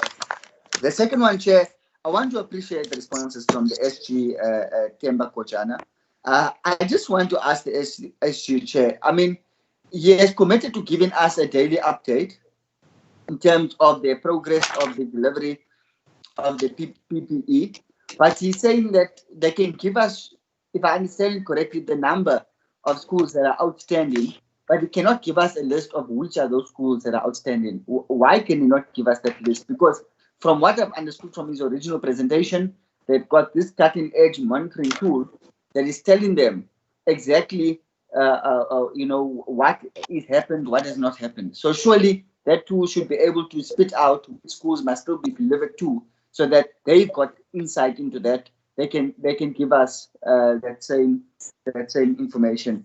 Then I did not hear, Chair, regarding whether or not from water and sanitation we would be able to get a daily update in terms of which tanks have been delivered, which water has been delivered to those that need water in their tanks, and which are outstanding, and what are the list of those schools that are outstanding. Thank you, Chair.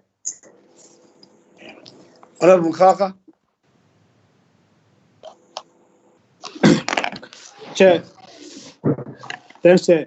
Similarly, the reports we got today indicate that there is work in progress. There is no finality on any of the items as far as this report is concerned. And I would wish to just lift the issue of the constitutionality of learners using buggies. I think Department of Transport and Department of Education must define in their own understanding a constitutional clause that guarantees the rights of learners to education.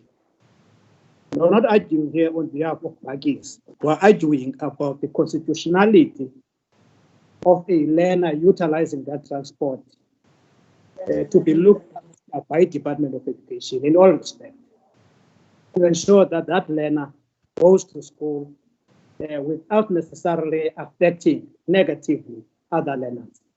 And I'm raising that in the context of COVID-19, that if that learner gets infection in that baggie, go into a particular class and infect all of them, the issue of using a bag is not going to be an issue. An issue is that learners in a particular classroom have been infected by a particular learner. And I'm raising the question of the constitutionality of that learner, constitutional right of that learner who is using that baggie around this country. And I think this matter must be looked at by the Department of Education. Secondly, for now, data work provided is not reliable or not updated. Now, Chair, I was going to make a proposal here, and I want you, Chair, to listen carefully. We do have options here to opt for a differentiated approach that is structured, that could be monitored, that could be managed. A differentiated approach in terms of learners reporting for school as from the 1st of June. I'm raising this differentiated approach because as I'm looking to the data and the columns in a particular slide, it's clear that districts are at different levels in terms of receiving their packages or consignments. I was going to propose that on Monday, given the fact that water and sanitation is not going to be ready by Monday, and I agree with the SG that engagement clearly indicates that once we depend to a faraway company, the province always suffers in relation to that. We do have experience of that. Transport, again, is still awaiting information. Buildings, in terms of deep cleanings, are not ready. Some might be ready on Monday. I don't want to get into the science of the virus itself. I'm not expected in that field. Why don't we consider, Chair, that schools who are at 80% and above reports on Monday? Schools who are at 80% and above reports on Monday in terms of this item, in terms of water, transport, etc., etc. The second option would be those schools who are not ready, the delivery process is given enough opportunity, and therefore that could be managed, well managed, and the reporting mechanism is strengthened in between this. So schools that are at 50% and below now reports on Monday, and that request be made from EDBE if it's a necessary process, or MEC if it's empowered, decide on those particular matters. And I know that many schools might not be ready even by Thursday, depending on the infrastructural arrangements. And those who are not ready on Thursday, be ready next Monday around, so that we have this differentiated approach, so that even us as members are able to monitor processes. Because our responsibility is to oversee these schools and our children, whether they are safe in their particular institution. It can't be a haphazard arrangement. A school that likes to attend or opens, and the one that feels that may not open today, leave it to the discretion of principal. It can't be that arrangement. Let the department direct processes to say those who are above 80% and above 80% must report on Monday, and that information and those who are not ready by Monday, Thursday, be ready, so that a well-managed process at least is guaranteed to us. But the issue here is that parents have got fears about their children. And this question of this infrastructural arrangement would give a little bit of a semblance of hope that at least the department is on top of the story around this particular issue. We don't want to create that panic mode, but we don't want to create an impression that the Eastern Cape is doing nothing at the same time, because we know that there's a lot that is happening on the ground, but It's not just that, it's not consolidated as we speak. So that the department is having enough time to consolidate all these interventions, have this differentiated approach. Question of dates by not a key issue, but I'm saying a differentiated approach that manages the whole process for me would comfort us so that we're not embarrassed in the front of other provinces and nations as far as our failure or perceived failure in dealing with this particular question. That would be my proposal, Mr. Chairperson. Thanks, Chair.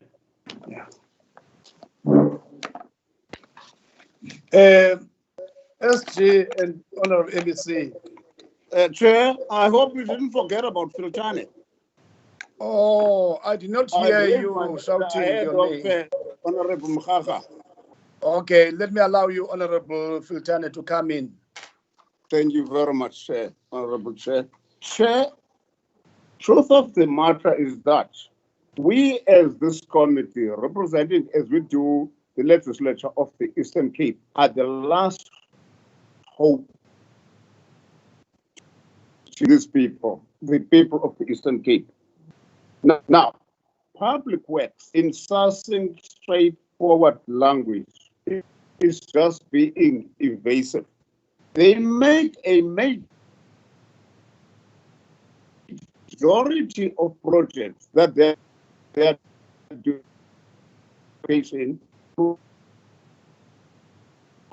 Now, when we ask them to expatiate, they say they've set up a team with education, which tells us that public works, when scholars and teachers go to school, they're looking up to infrastructure out of which they can deliver education and receive education. Now, for them to come here and say they've set up a team to look into the problems, when in fact the problems have been there for so, it's just not fair.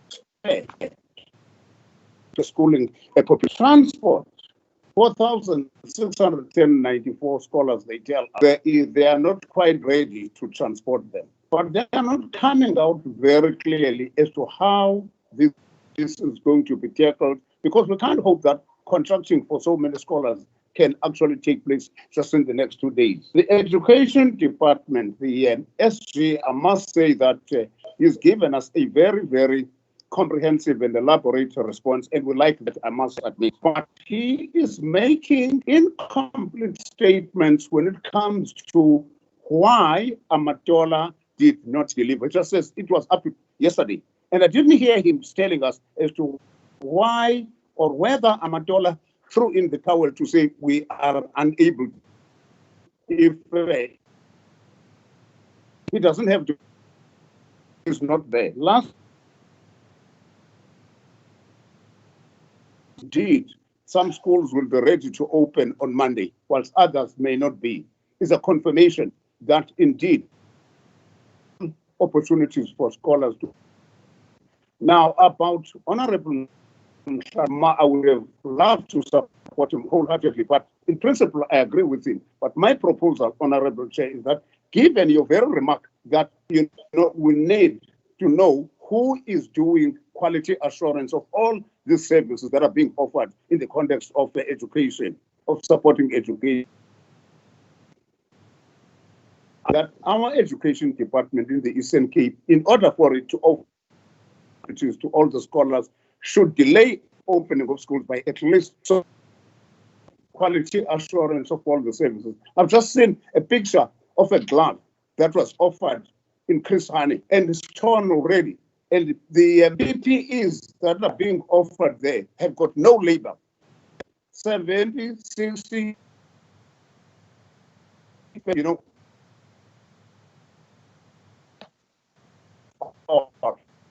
those people, the last line of defense in the context of prevention, to say, wash your hands with this ever so often.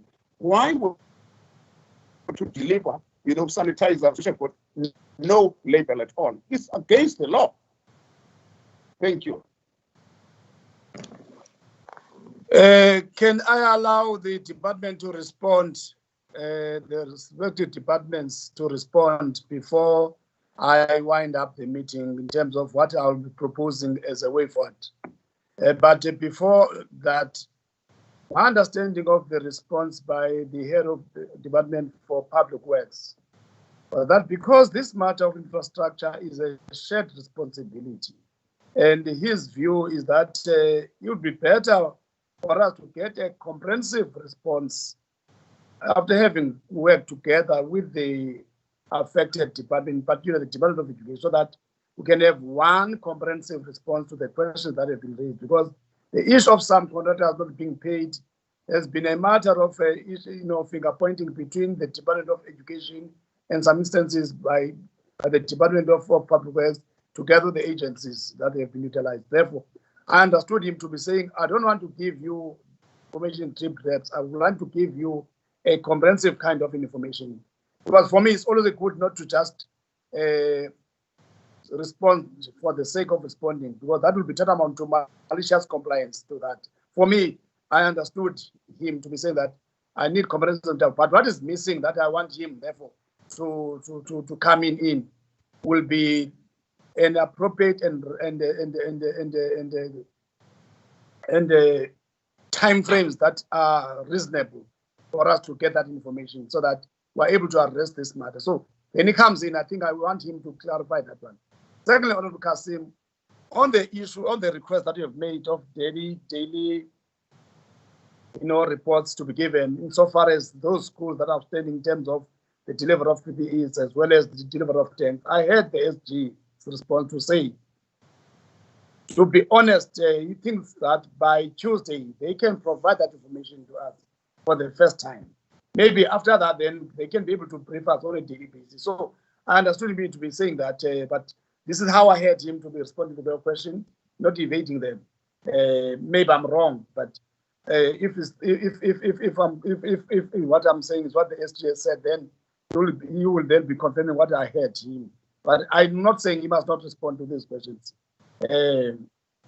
SG, I mean HOD Public Works and HOD Transport, there are follow-up questions that have been directed to yourselves. Your responses, please. Mr. Manda.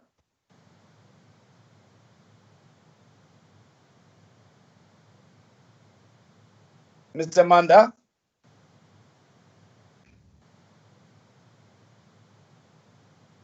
You seem to have a problem with getting him. Mr. Mafani?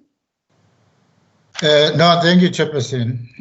Chair, I take the point that is made by Honorable Mkhaha, and we'll definitely look at that, Chair, because really we really need to put ourselves in that context of the constitutionality of these. So we will, Chair, look at it together with the Department of Education. Then on the issue, Chair, that is raised by Honorable Filtane, I think, Chair, let me clarify one small issue. In terms of the scholar transport, the contracting we're talking about, Chair, it's a question of just signing the agreement between the department and the service provider. The rest, in terms of allocating the routes, the vehicles that will be transporting the learners, that process has been done. We are ready to do that. I would want to go further to say, Chair, when we were doing the exercise, we were doing it for 87,000 learners. And currently, if you look at the numbers, Chair, they are less than 10% of that. In fact, they are around 10% of that. So from where we are seated as a Department of Transport, we are ready to transport the learners. However, Chair, if we were to add other learners, we then need that information for us to be able to take from the pool that we have and start moving those to allocate to those different schools that would have been new in the space. So from where I'm seated, Chair, in terms of providing the service, we are ready to provide the service for as long as we get the appropriate data for us to be doing that. So I just wanted to clear that particular aspect, Chair. Otherwise, I think those were the two issues that were raised. Thank you, Chairperson. Mr. Manda, are you back?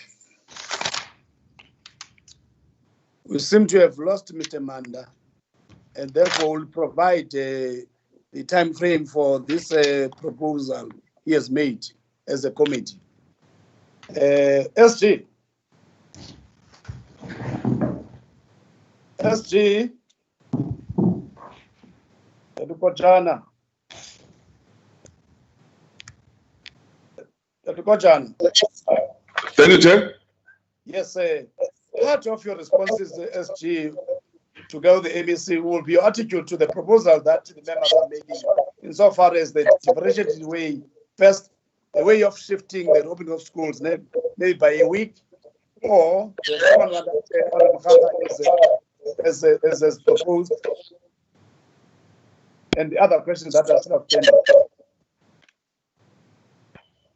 No, thank you very much, Honorable Chair. I think let me appreciate I think you heard me correctly, Honorable Chair, about the data that I needed to provide to the committee, because if you need to be comprehensive about it, because we're still delivering in process, but I said by Tuesday, I must provide even that one that talks about the outstanding schools that did not receive the PPEs.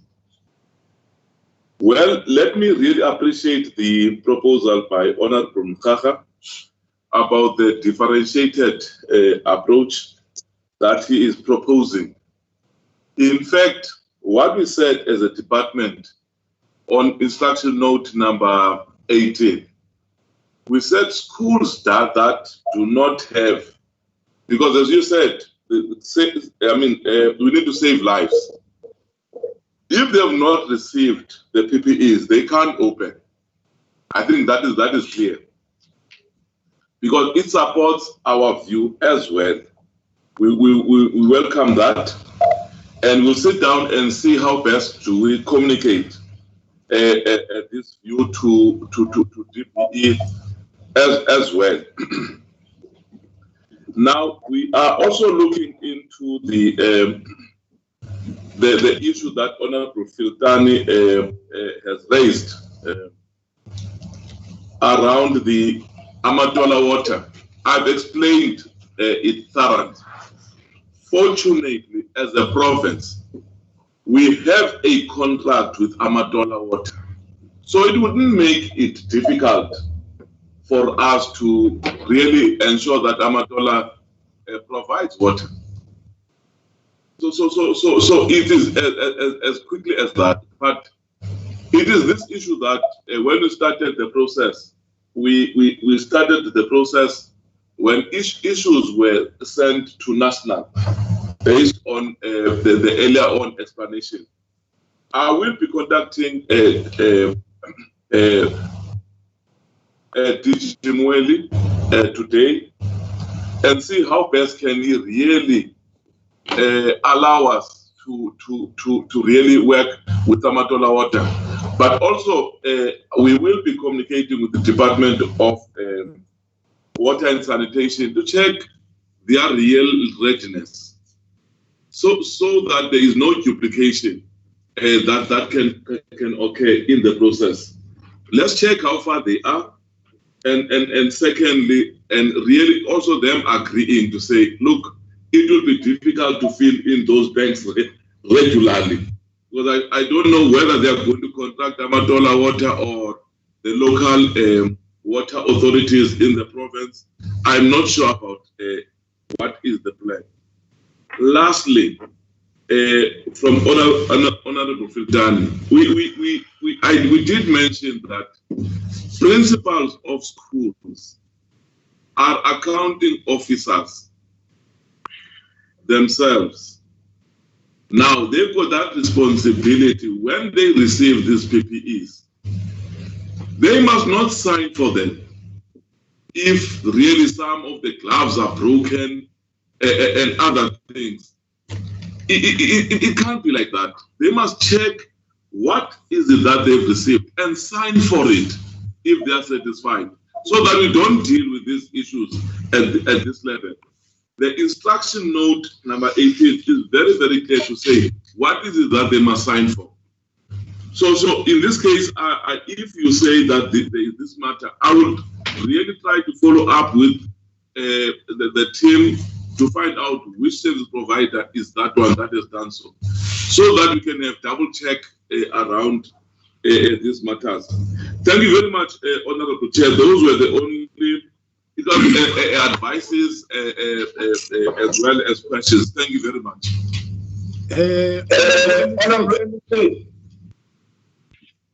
We miss your voice here. What do we get? Yeah, no.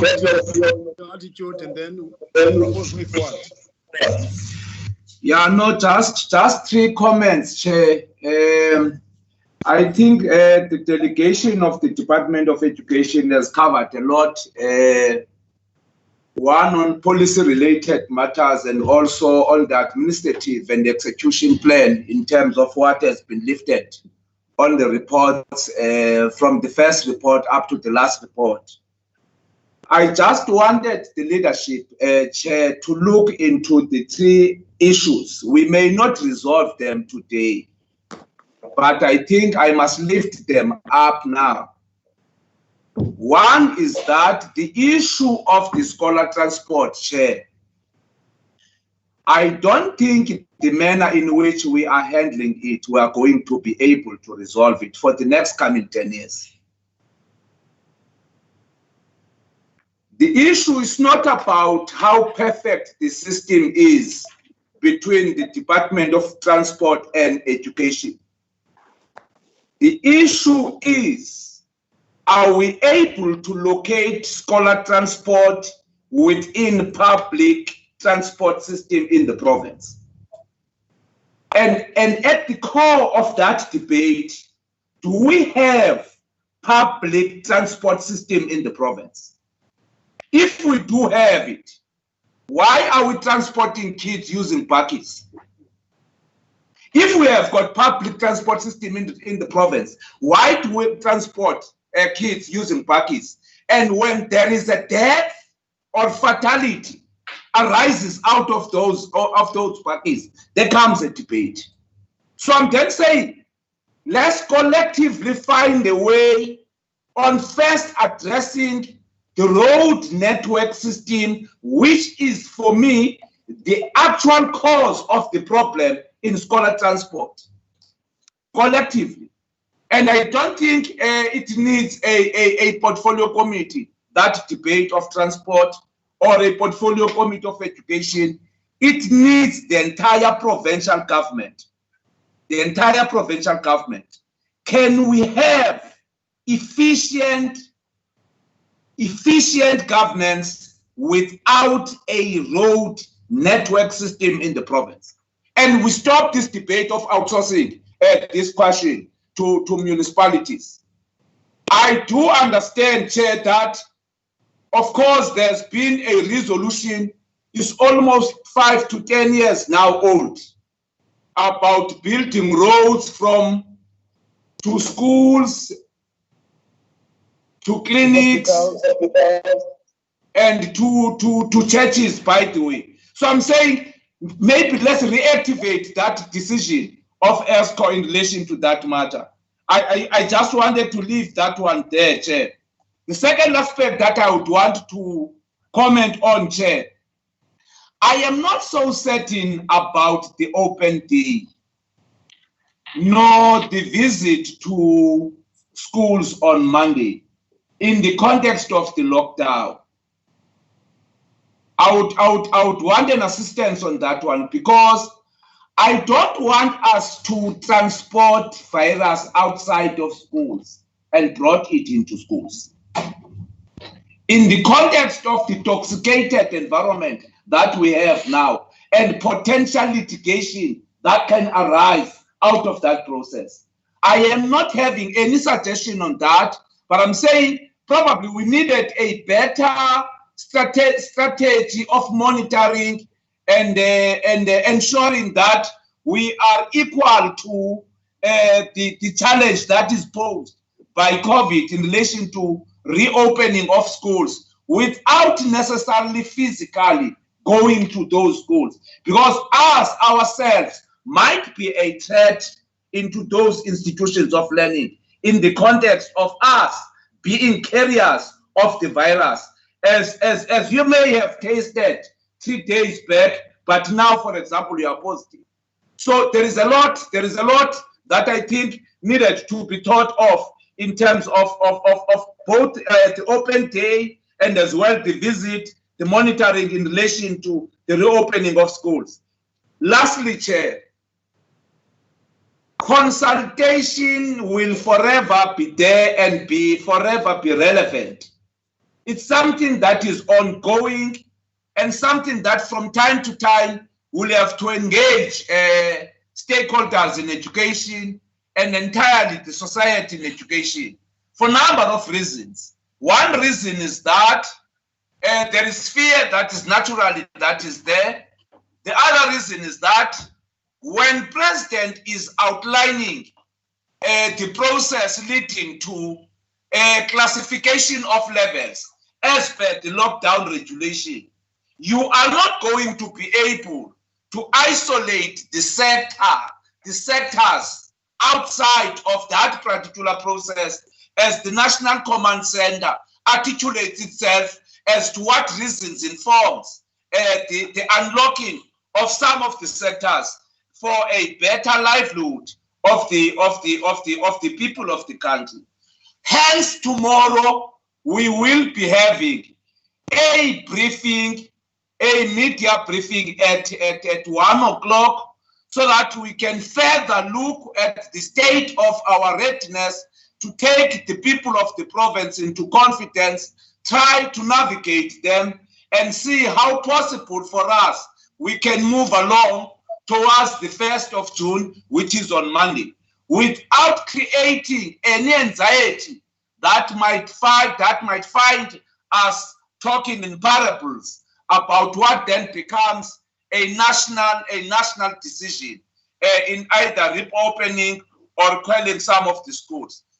Let me take the advice of the committee chair on the matter relating to whether are we going to be able to make some relaxation to some of the areas as informed by the data and statistics from the Department of Health, because remember, areas vary from one area to another in terms of the COVID infection. There is no uniformity in terms of the infection. It's not a one-size-fits-all. But equally, remember, all schools in terms of law are provincial schools that are within communities. Hence, we have also to influence the national minister if there is any discourse around the national decisions that have been taken at the level of the CEM. So we commit ourselves, Chair, that will take some of the recommendations, go back to the CEM, persuade the CEM where it is possible, but equally, we must also understand that we have got a unitary state and one government with spheres of governments. So we can't operate outside of what the national framework dictates us to do. Thanks, Honorable Chair of the Committee. Thank you, Honorable MEC and SG and the Transport and honorable members. I want to start with the latter part of what members have proposed insofar as the reopening of schools is concerned, by saying, if I had the President as well as the Minister of Basic Education, all of us were talking about the reopening of schools, but there's no qualification that says all schools. But the only question that is given that let's make sure that all the precautionary measures have been put into play, have been provided.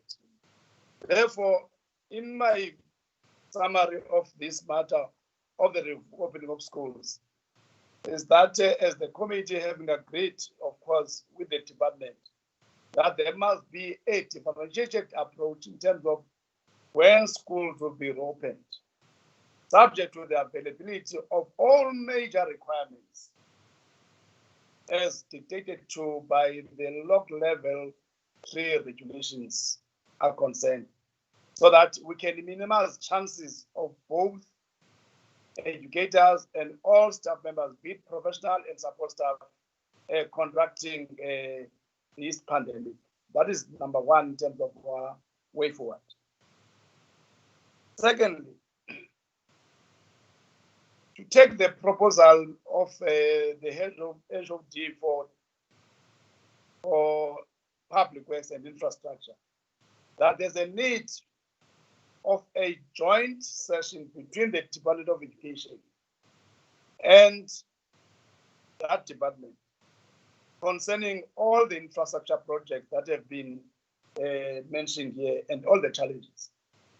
And that within that context, in order to take forward the request by Honorable Kasim, that we're only presented here, we're only given presentation by the Department of Public Works, which is the custodian of the infrastructure in the province, without any presentation by all the agencies that the department is using. Here we're talking about KUHA, we're talking about ITT and others. Now, in that joint meeting of these two departments, that presentation must be prepared for us as joint committees of both Public Works and Education, having such sessions. Of course, it will be formed by our interaction with the programming committee of the legislature, so that we can be able to put that matter into rest. The third area of our way forward, concerning of scholar transport, is once again that need of the three departments: Department of Education, Transport, and Treasury, to sit down and look at all the permutations around the matter of scholar transport, given the fact that the savings that were made because of the closure of schools, that's where currently the Department of Transport can tap into. But further than that, how best to ensure that all the deserving learners are able to, therefore, to be transported. We are aware that COVID-19 has brought about a review of the current proposed budgets by both nationally and provincially. So that meeting is going to be able to tease those issues. For instance, as I've indicated, even route, there was one minibus that used to ferry about 15. Now that in terms of the lockdown regulations, it's not going to carry 15, it's going to carry 10. Therefore, there's an implication of a second car that has to be contracted. So that matter is going to be discussed in that joint meeting that we are proposing. Fourthly, the outstanding reports on delivery of PPEs as well as water tanks will be availed by Tuesday next week, which is the 7th of June, as the Department of Education through the SG has indicated. 5, for us to be clinical as a committee, we support the view of utilization of Amatola water board than to use the rent water in terms of attending to this matter of the water tanks and water concern. Therefore, for us to be clinical therefore, as a committee, we want the Department of Education to at least furnish us with the quotations of rent water board as well as that of Amatola water board, so that we can look at the cost-effective one out of this, of course, being biased towards our own entity that is located within our province. The 6th way forward that I have picked up is that the matter of the school nutrition program plan that the department has talked about, that we're not reviewed to. We want to say that by tomorrow, before close of business, we want that plan to be presented to us as a committee, in other words, in writing, so that we can be able to share and find a way of making some proposal here in terms of this. But as we speak now, we don't have that plan. All we hear is that there's a plan. The last two issues that are forming a way forward is that we need their submission of this outstanding information on scholar transport to the Department of Transport by our Department of Education, as it has been promised. Remember, in your presentation, said by tomorrow we want to ensure that that outstanding information will be presented to the Department of Transport. The last one that I've picked up as a way forward, that Department of Education gave us data on the personnel that is beyond 60, that is 6 and above. Remember, you have said last week, they have to make their own declaration whether one is above 60, is 6 and above, wants to work at home or want to go and go back to school. This information is very vital for us as a committee because we want to check whether if this particular educator will say, I don't want to go to school, I'd rather work from home. Who is going to take care of those classes that this educator was supposed to be educating or teaching? Will it be done through a virtual kind of a classroom or not? So that information is going to give us a way, and also in that way, you'll be able to give us a plan of yourselves as the department in the attempt to that matter. That is inclusive of even those members of staff that are suffering from some chronic diseases. They've been advised by health scientists that it won't be proper for them to have a face-to-face kind of interaction with learners and other educators in that regard.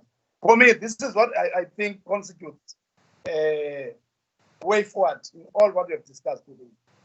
The only thing that we don't have of that meeting between the Department of Education and Public Works is the time frames, which I want to say maybe before the end of next week, this meeting must have sat down, and then officials in technical committees must have met. Then on our side as the legislature, I will come back to yourself that we have this slot that will be given to us for this joint meeting that we've talked about. Members, I just want your views about this proposed way forward. Are you in agreement with our proposal?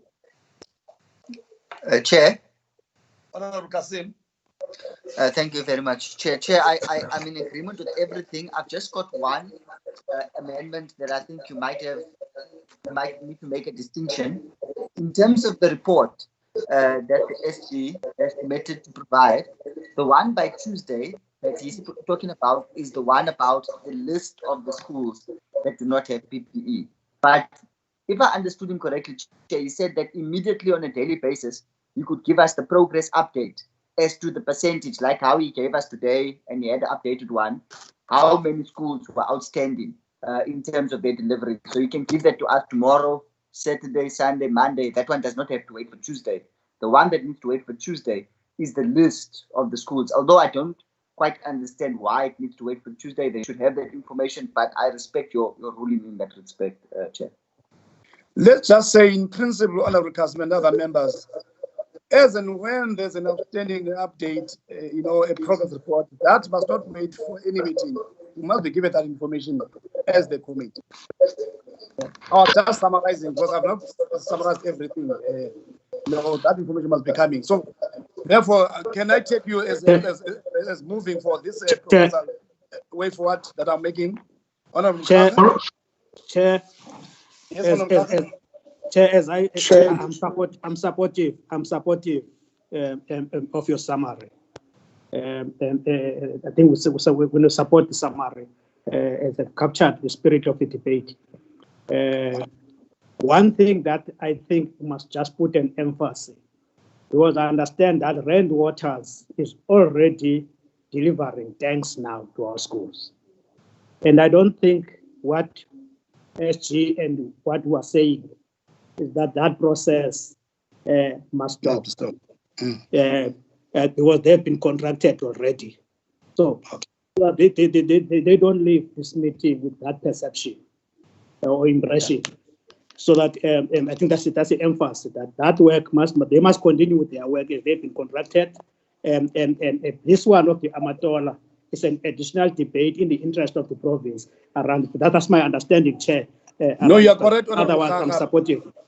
You are correct, Honorable Mkhaka, but I think what is important for us is to make sure that seated here, we don't know the terms of this contract. If it's a 3 months contract, once it ends, our view is that let's allow our entity in the province to kick in. That is, I think that's the spirit of our view as the province here, as the committee.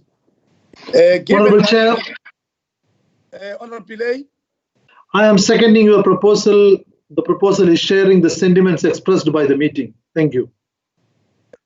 Can I take this opportunity of thanking you, Honorable MEC, for ever being present in our meetings and also being bold and not shy away from raising your issues that are very fundamental.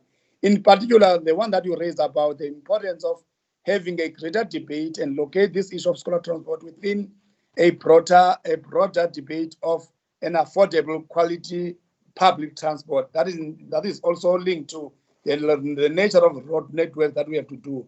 Not only focusing on the road network, also all the other kinds of network that we can use, whether it can be rail, whether it can be water transport and so forth, air transport. That is very critical for us to take forward. So thank you very much, MEC, for your insight. SG and your team, you have outdone yourself today.